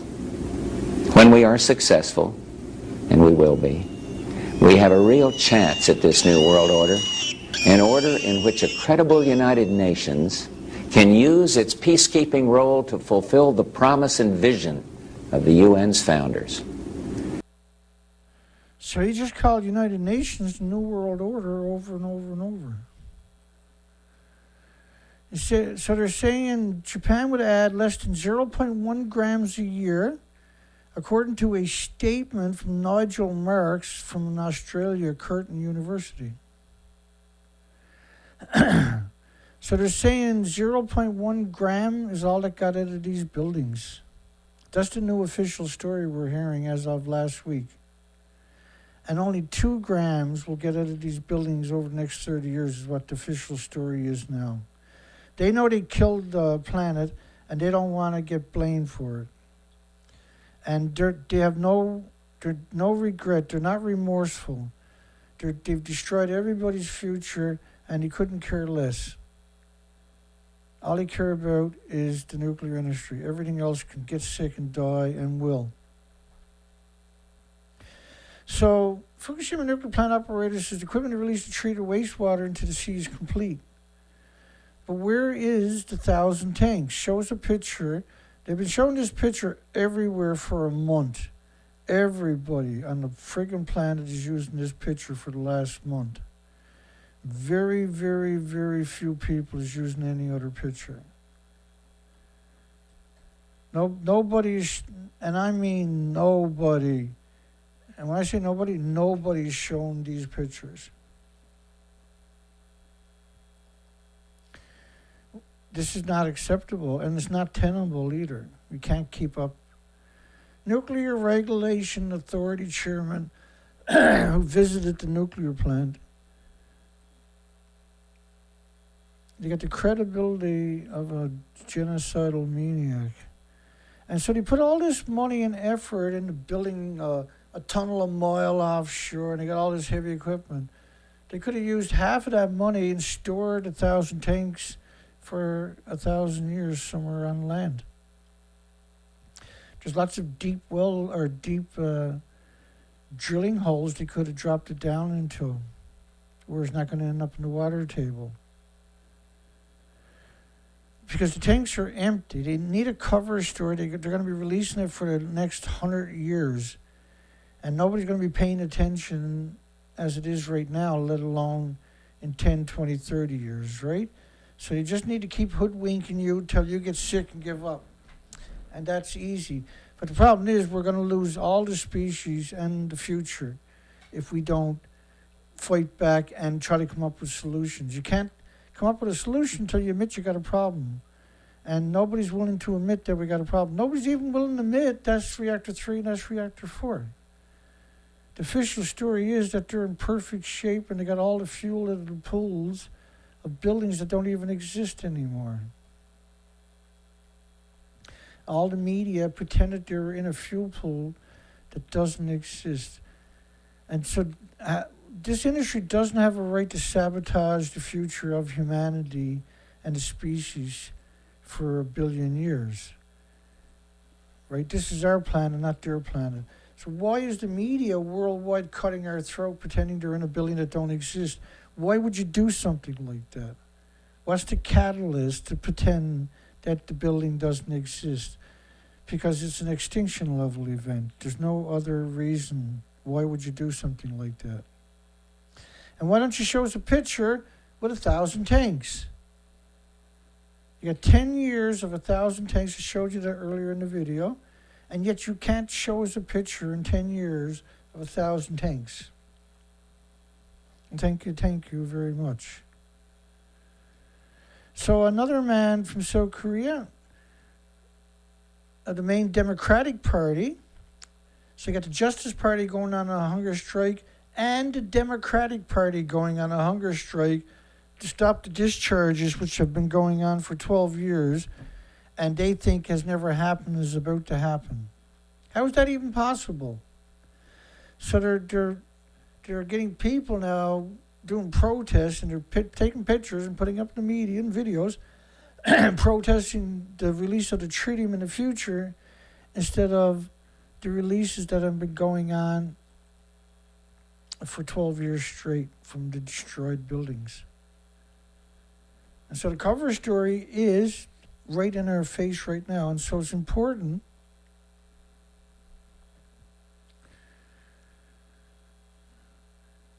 a Bung study, safety of interim nuclear waste storage facilities problematic in Hanover, Germany.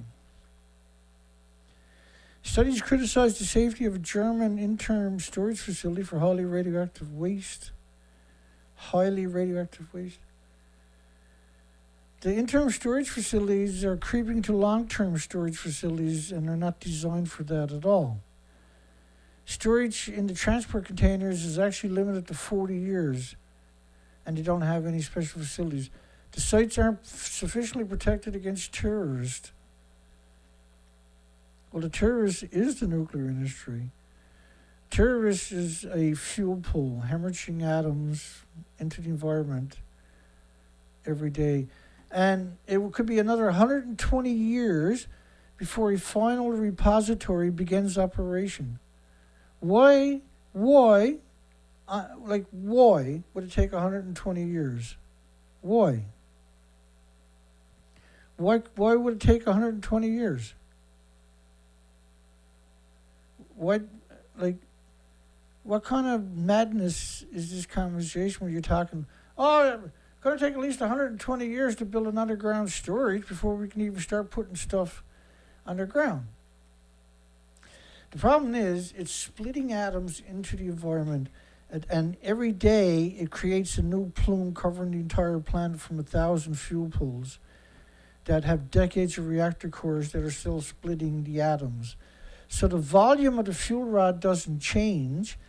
They're perpetual disease factories. They're constantly producing these disease-inflicting atoms into the environment that attack everything with replicating cells.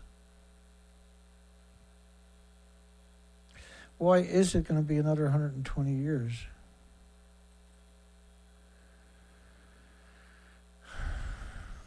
I'm saying don't pose a risk to humans or the environment. If it's not in a containment, it's vented into the environment. So it's an absurd threat to the future of humanity. Norway to provide 23 million for nuclear safety in Ukraine. Everybody's throwing money at Ukraine. All 195 of the military-industrial complexes countries, which you call United Nations for some reason. They're not United Nations, they're destroyed nations. And 100 million kroners will be used to support the International Atomic Energy Agency. Why, who are not a regulatory agency and doesn't have any authorities, why is everybody throwing billions of dollars at these subsidies of UN?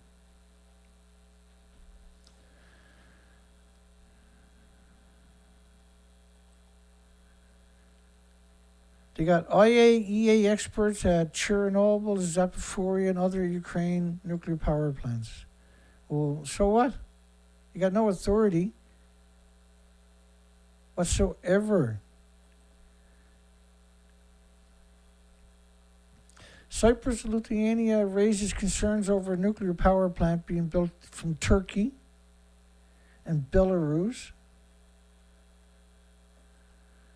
Can the U.S. wean itself off the Russian uranium? Well, it got rid of the gas, oil, and coal and caused inflations that bankrupted everybody worldwide that weren't in the part of the machine itself. Disgusting. Lawmakers are pushed to strengthen nuclear cyber and upcoming NDAA. Now, remember what happened a couple of weeks ago, where like WIP got hacked and Los Alamos National Laboratory got hacked, which shouldn't be on the internet. If you can cause harm by being on the internet, well, shouldn't be. It's a nuclear waste site. Why would you have it on the internet and cause harm? So you can grab $1 billion. Disgusting. The Navy is offering $75,000 for gullible people to pursue nuclear jobs. Yeah, they keep getting sick and dying. I don't know why, but it's got nothing to do with the nuclear. Nuclear is carbon-free. Did I mention that? Nuclear fusion, clean energy revolution, or a stupid nightmare? Yeah, it said, first off, why are we talking? A friend of mine who was trained as a physicist used to joke about a future in which each of us would carry handheld fusion reactors that plug in anywhere to provide copious amounts of clean energy for the homes, automobiles, offices, and factories. That's probably one of the scariest statements imaginable. One of the stupidest ones, too. Right, this was just meant to perpetrate and keep the fable front and center and make people gullible who would let their children get invested in these industries. Holtec high lift speeds Indian Point decommissioning. So normally it takes 50 to 60 years before you touch these sites. Holtec says, well, we're just going to go and do it because that's cutting into our profit if we wait 50 or 60 years. So the worst thing that happened to humanity was Chris Singh and Holtec. Literally the worst thing could happen to humanity. And Sizewell C, Stamper must drop support for the $20 billion disease factory, says former Gordon Brown advisor. Yeah, they're throwing everything, everybody's pensions and all the money for health care and hospitals, the schools is being dumped because Britain's been broke for a long time. It's being dumped in the Sizewell Sea. It's the biggest construction in history on the entire planet. Oh, by the way, it's carbon-free. Did I mention that? They're the biggest. First off, the site, because a nuclear power plant runs on external power. It needs dedicated gas, oil, and coal plants dedicated to these massive sites.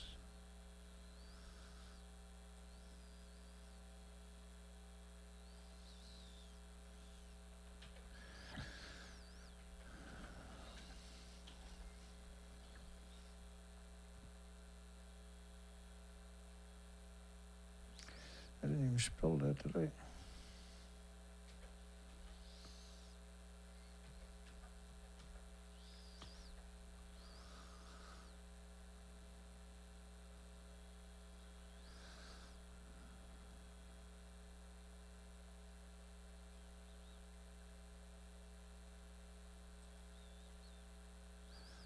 I screwed up something. Let's keep going here.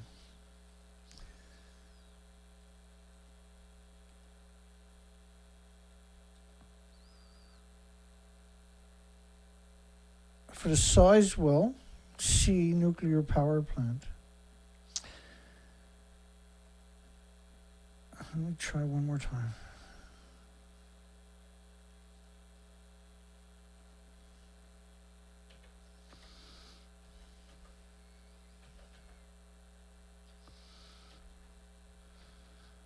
I don't know why I can't find that tonight.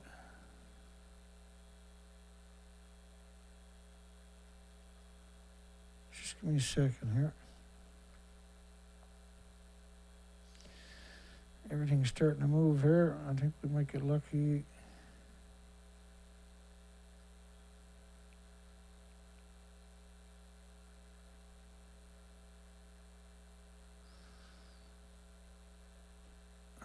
Maybe not.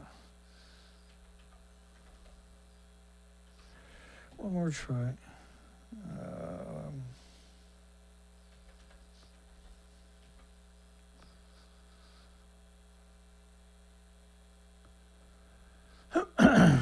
Who knows? Let's keep going here.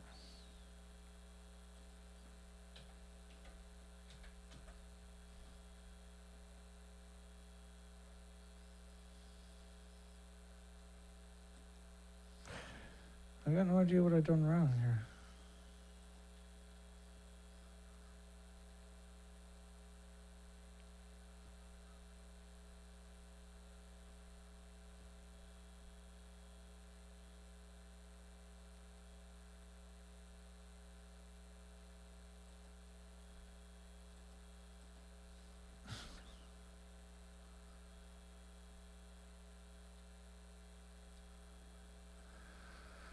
I don't know. So I can't win them all. Let's keep going. Such is life. A new absorbent for removing radioactive cesium ions from nuclear wastewater. What's wrong with the elves? What's wrong with the series system? Well, that's right, didn't work. Algonquin College nuclear science student gains valuable experience at Chalk River National Laboratory. Again, they need all kinds of radiation protection workers. There's a shortage of radiation protection workers. And that's because they people get sick and go away, right? And then, including the Canadian National Laboratories, Chalk River. They're very dynamite and diverse. We have an ongoing need for radiation protection workers at the Canadian Nuclear Laboratories, Chalk River National Laboratories. We have an ongoing need for radiation protection workers. Yeah, they keep disappearing, getting sick and going away, or getting sick and die. Seats remain in the fall, because they, right? You get what's going on here? If there's, what do you need so many radiation protection workers, I wonder? Well, they got 1 million pounds, or 1 million tons, 1 million cubic meters. And so the proposed Chalk River nuclear dump site violates United Nations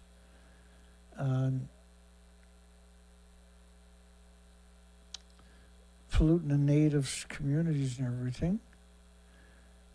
Nuclear dump site, Chalk River, violates. This was a great story, by the way. Algonquin's First Nations are calling on the federal government to ban a proposed radioactive waste dump site in their unceded territories. And so you had all the major chiefs got together and done a press conference in Ottawa.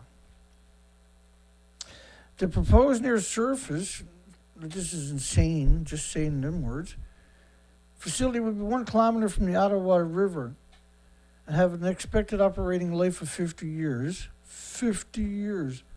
Disposal, near surface disposal facility, is 1,000,000 cubic meters of radioactive waste, with 90% of the waste coming from Chalk River National Laboratory, which is owned by the Canadian government, but operated by Americans. 1,000,000 cubic meters. So 1,000,000 cubic meters is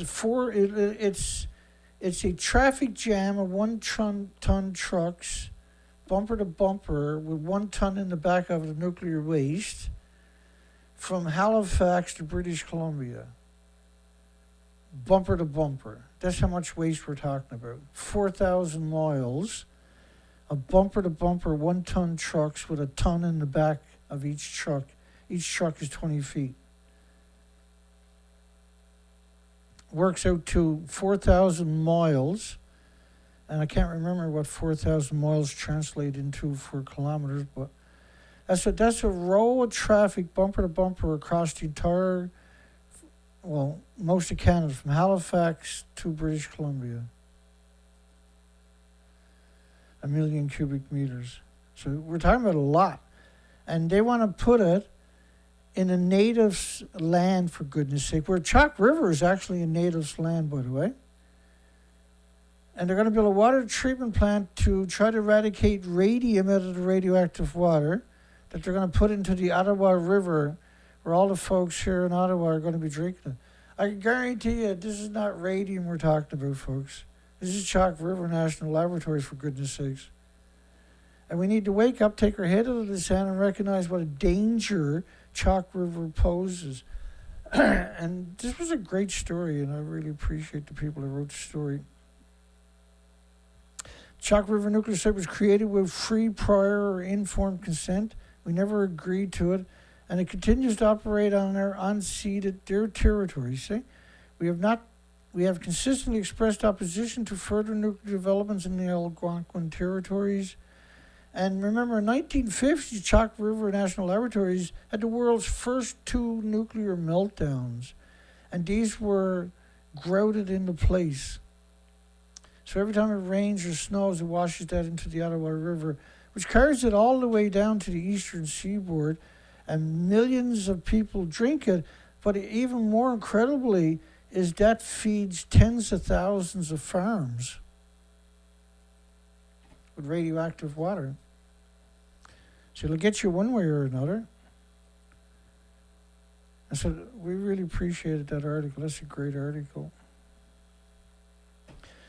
Coalition of Pro-Nuclear Organizations. This is the Breakthrough Institute. The scumbag Breakthrough Institute. A coalition of environmental organizations committed to regulatory and legislative changes to accelerate the deployment of the fabled small, or the imaginary small modular reactors. So Build Nuclear Now, the Breakthrough Institute, Generation Atomic, Nuclear New York, the Green Nuclear Deal, Madison. Creepy, disgusting Madison. She creeps me right out, man. Well, he wanted to get a picture of her smiling. It's the scariest thing I ever saw. That is some scary looking shit right there. The poor thing doesn't even know how to smile. I wonder who her parents, where they worked in the nuclear industry. Because that is some scary looking fucking shit right there. Excuse the language. Madison the monster. The Breakthrough Institute are disgusting. I'm tired of covering, but we got no choice, right? Every time we read a story about them, they're in disgusting mode. And Madison is hooked up with Michael Schellenberger from Environmental Progress, who allegedly now claims he's no longer a public relation firm. Well, like, it's ludicrous to even suggest anything like that. Plan to discharge water in the Hudson River, closed nuclear plant sparks an uproar. Well, they've been doing it for 60 years there. And now that the plant is closed, whatever's left they want to dump in. Now people are upset. They don't realize they've been poisoned straight for 60 years.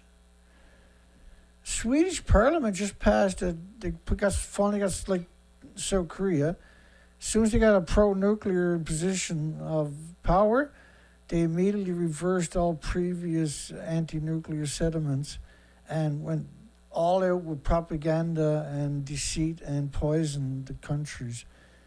So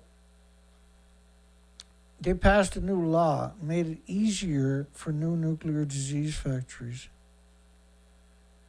And they got the stacks built directly into the fuel pools, the tall, skinny stack.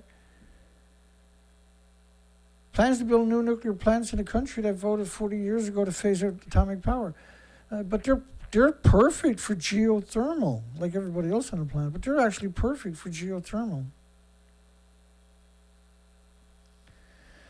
How did our poll do so far? Should Japan, the scumbag I mean, Japan, now show a picture of its 1,000 magic tanks before the dumping hoax begins? Yeah, of course they should, Dana.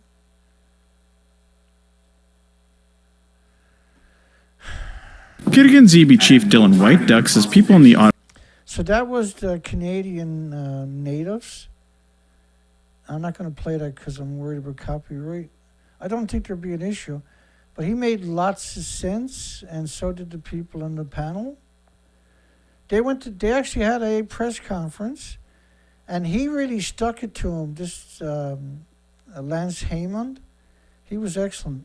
He really, really stuck it to Chalk River. He said, this is revolting. And he was articulated too, so awesome. It's so unusual to get anybody that's articulated, so we're super happy to see finally somebody. Supreme Court rejects veterans' disability benefits appeal over Cold War nuclear accidents. If you work at Hanford, and the Supreme Court rejected them originally, or the courts rejected them originally, but it went to the Supreme Court and they won, that if you work to qualify for ease compensation rules, workers need only be employed to work at Hanford for a single 8-hour shift any time in the last 80 years. And if they get sick, they don't have to prove Hanford made them sick. They just have to be sick and had worked at Hanford for 8-hour shift. That's how bad nuclear actually is. But the veterans who were completely contaminated over and over and over were denied by the same Supreme Courts. And why is there a G7 science and technology minister meeting in Sendai? A G7. This is sedition where leaders of different countries get together, make policies without referendums in the countries they're allegedly representing.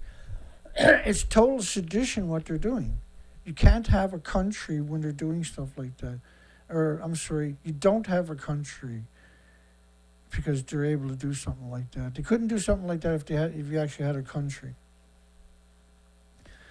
Foreign Ministry slams the Democratic Party for asking the Pacific Island forums to oppose Fukushima water release. So the current South Korean administration was freaked out because the former administration, Democratic Party, had contacted Pacific Island and asked them to oppose Fukushima. And so you don't have a functional government, I don't think, anywhere on the planet from what we're seeing. And it's all because of the nuclear industry. 80 years of being scumbags. It's terrible evidence of the fact that the Democratic Party is even willing to sacrifice national interest for its party interests. They're trying to protect the country. And that's their job, by the way. They have the moral and ethical high ground on top of that. And what they're doing is unbelievably important. But the problem is the tanks are empty. Release of Fukushima radioactive water in the sea is feared will affect the marine ecosystem. Well, I showed you the research expeditions we've done on the Pacific and the Atlantic Ocean earlier. It's already happened. We've destroyed the entire ecosystem. This is incontestable. This is unassailable documentation. Well, there you go. And we never got nobody on our show tonight because we were asking a real question. Should scumbag, degenerate, scum of the earth Japan and nuclear industry show a picture of its 1,000 magic tanks before it's too late? Because now they're going to say, oh, well, we dumped them, so we don't have that many tanks anymore. But we'll give you a picture of what we got. And they won't do that for 10, 20 years.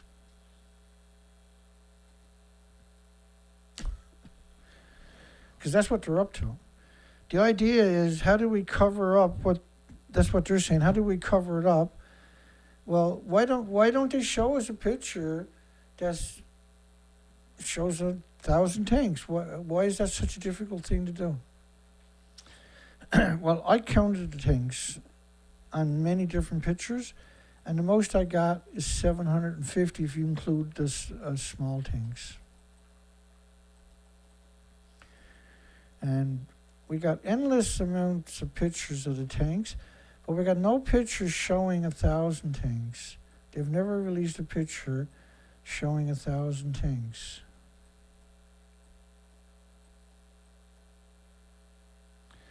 Right? It's crazy that we can't find the 1,000 tanks.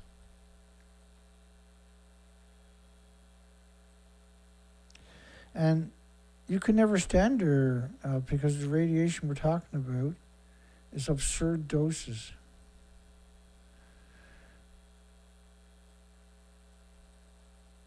I'll show you what I mean by that in a second.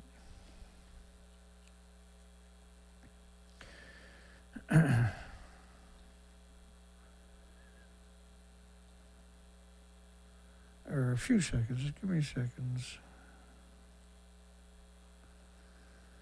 Give me a few and a half seconds or something.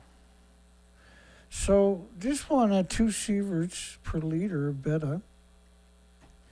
If you filter that, within 20 minutes the filter is at 1,000 sieverts. Well, the filter needs to be 12 feet thick lead, just so you can get back in the building. In fact, it's probably going to be thicker than that at 1,000 sieverts. You're talking absurd doses. And so the whole equipment immediately is so radioactive you can't get near it. and that's what we've seen with the documentation. It's a total hoax. And this is why they're not showing you any pictures with 1,000 tanks, because there's no pictures. If there was pictures with 1,000 tanks, they would be everywhere. And that's why we're going to poll asking that simple question. Before they carry out this hoax of the tritium dumping, should they provide at least a single picture of 1,000 tanks?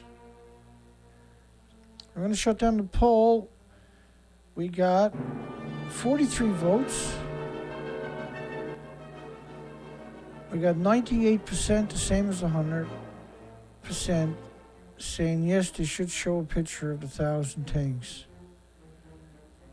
It's not crazy. It's a good idea. Alrighty then. Thank you, everybody. Hugs for everybody. Have a great night. We're 10 minutes after 12, but we cleared out, went through all the stories, showed a bunch of pictures, some videos of research expeditions. So I think we've done pretty darn good. So 2 sieverts per liter. That's just one of the many emissions that we got of the radiation we're talking about. You can't filter that. You can never step over the hoses again, let alone get in the same building. And that the Riva system, the ELB system, the Siri system, none of them worked. In 2014, none of them worked. So if you were filling up tanks with the raw water, because nothing worked at these numbers, which is only talking about beta, how do you not have alphas, neutrons, and gamma? How does that work? So it's infinitely worse. And 3 sieverts is a lethal dose to a human. It's been going on nonstop for 12 years. And the research expeditions we carried out over that time clearly shows that Fukushima fallout, and I mean, like, this is how crazy Japan actually is. I'll show you another one. They're growing food and harvesting it right alongside of thousands and thousands of one-ton bags of radiation in a no-go zone, in a nuclear wasteland, surrounded by 14 prefectures of wastelands that were banned by 55 countries for a decade.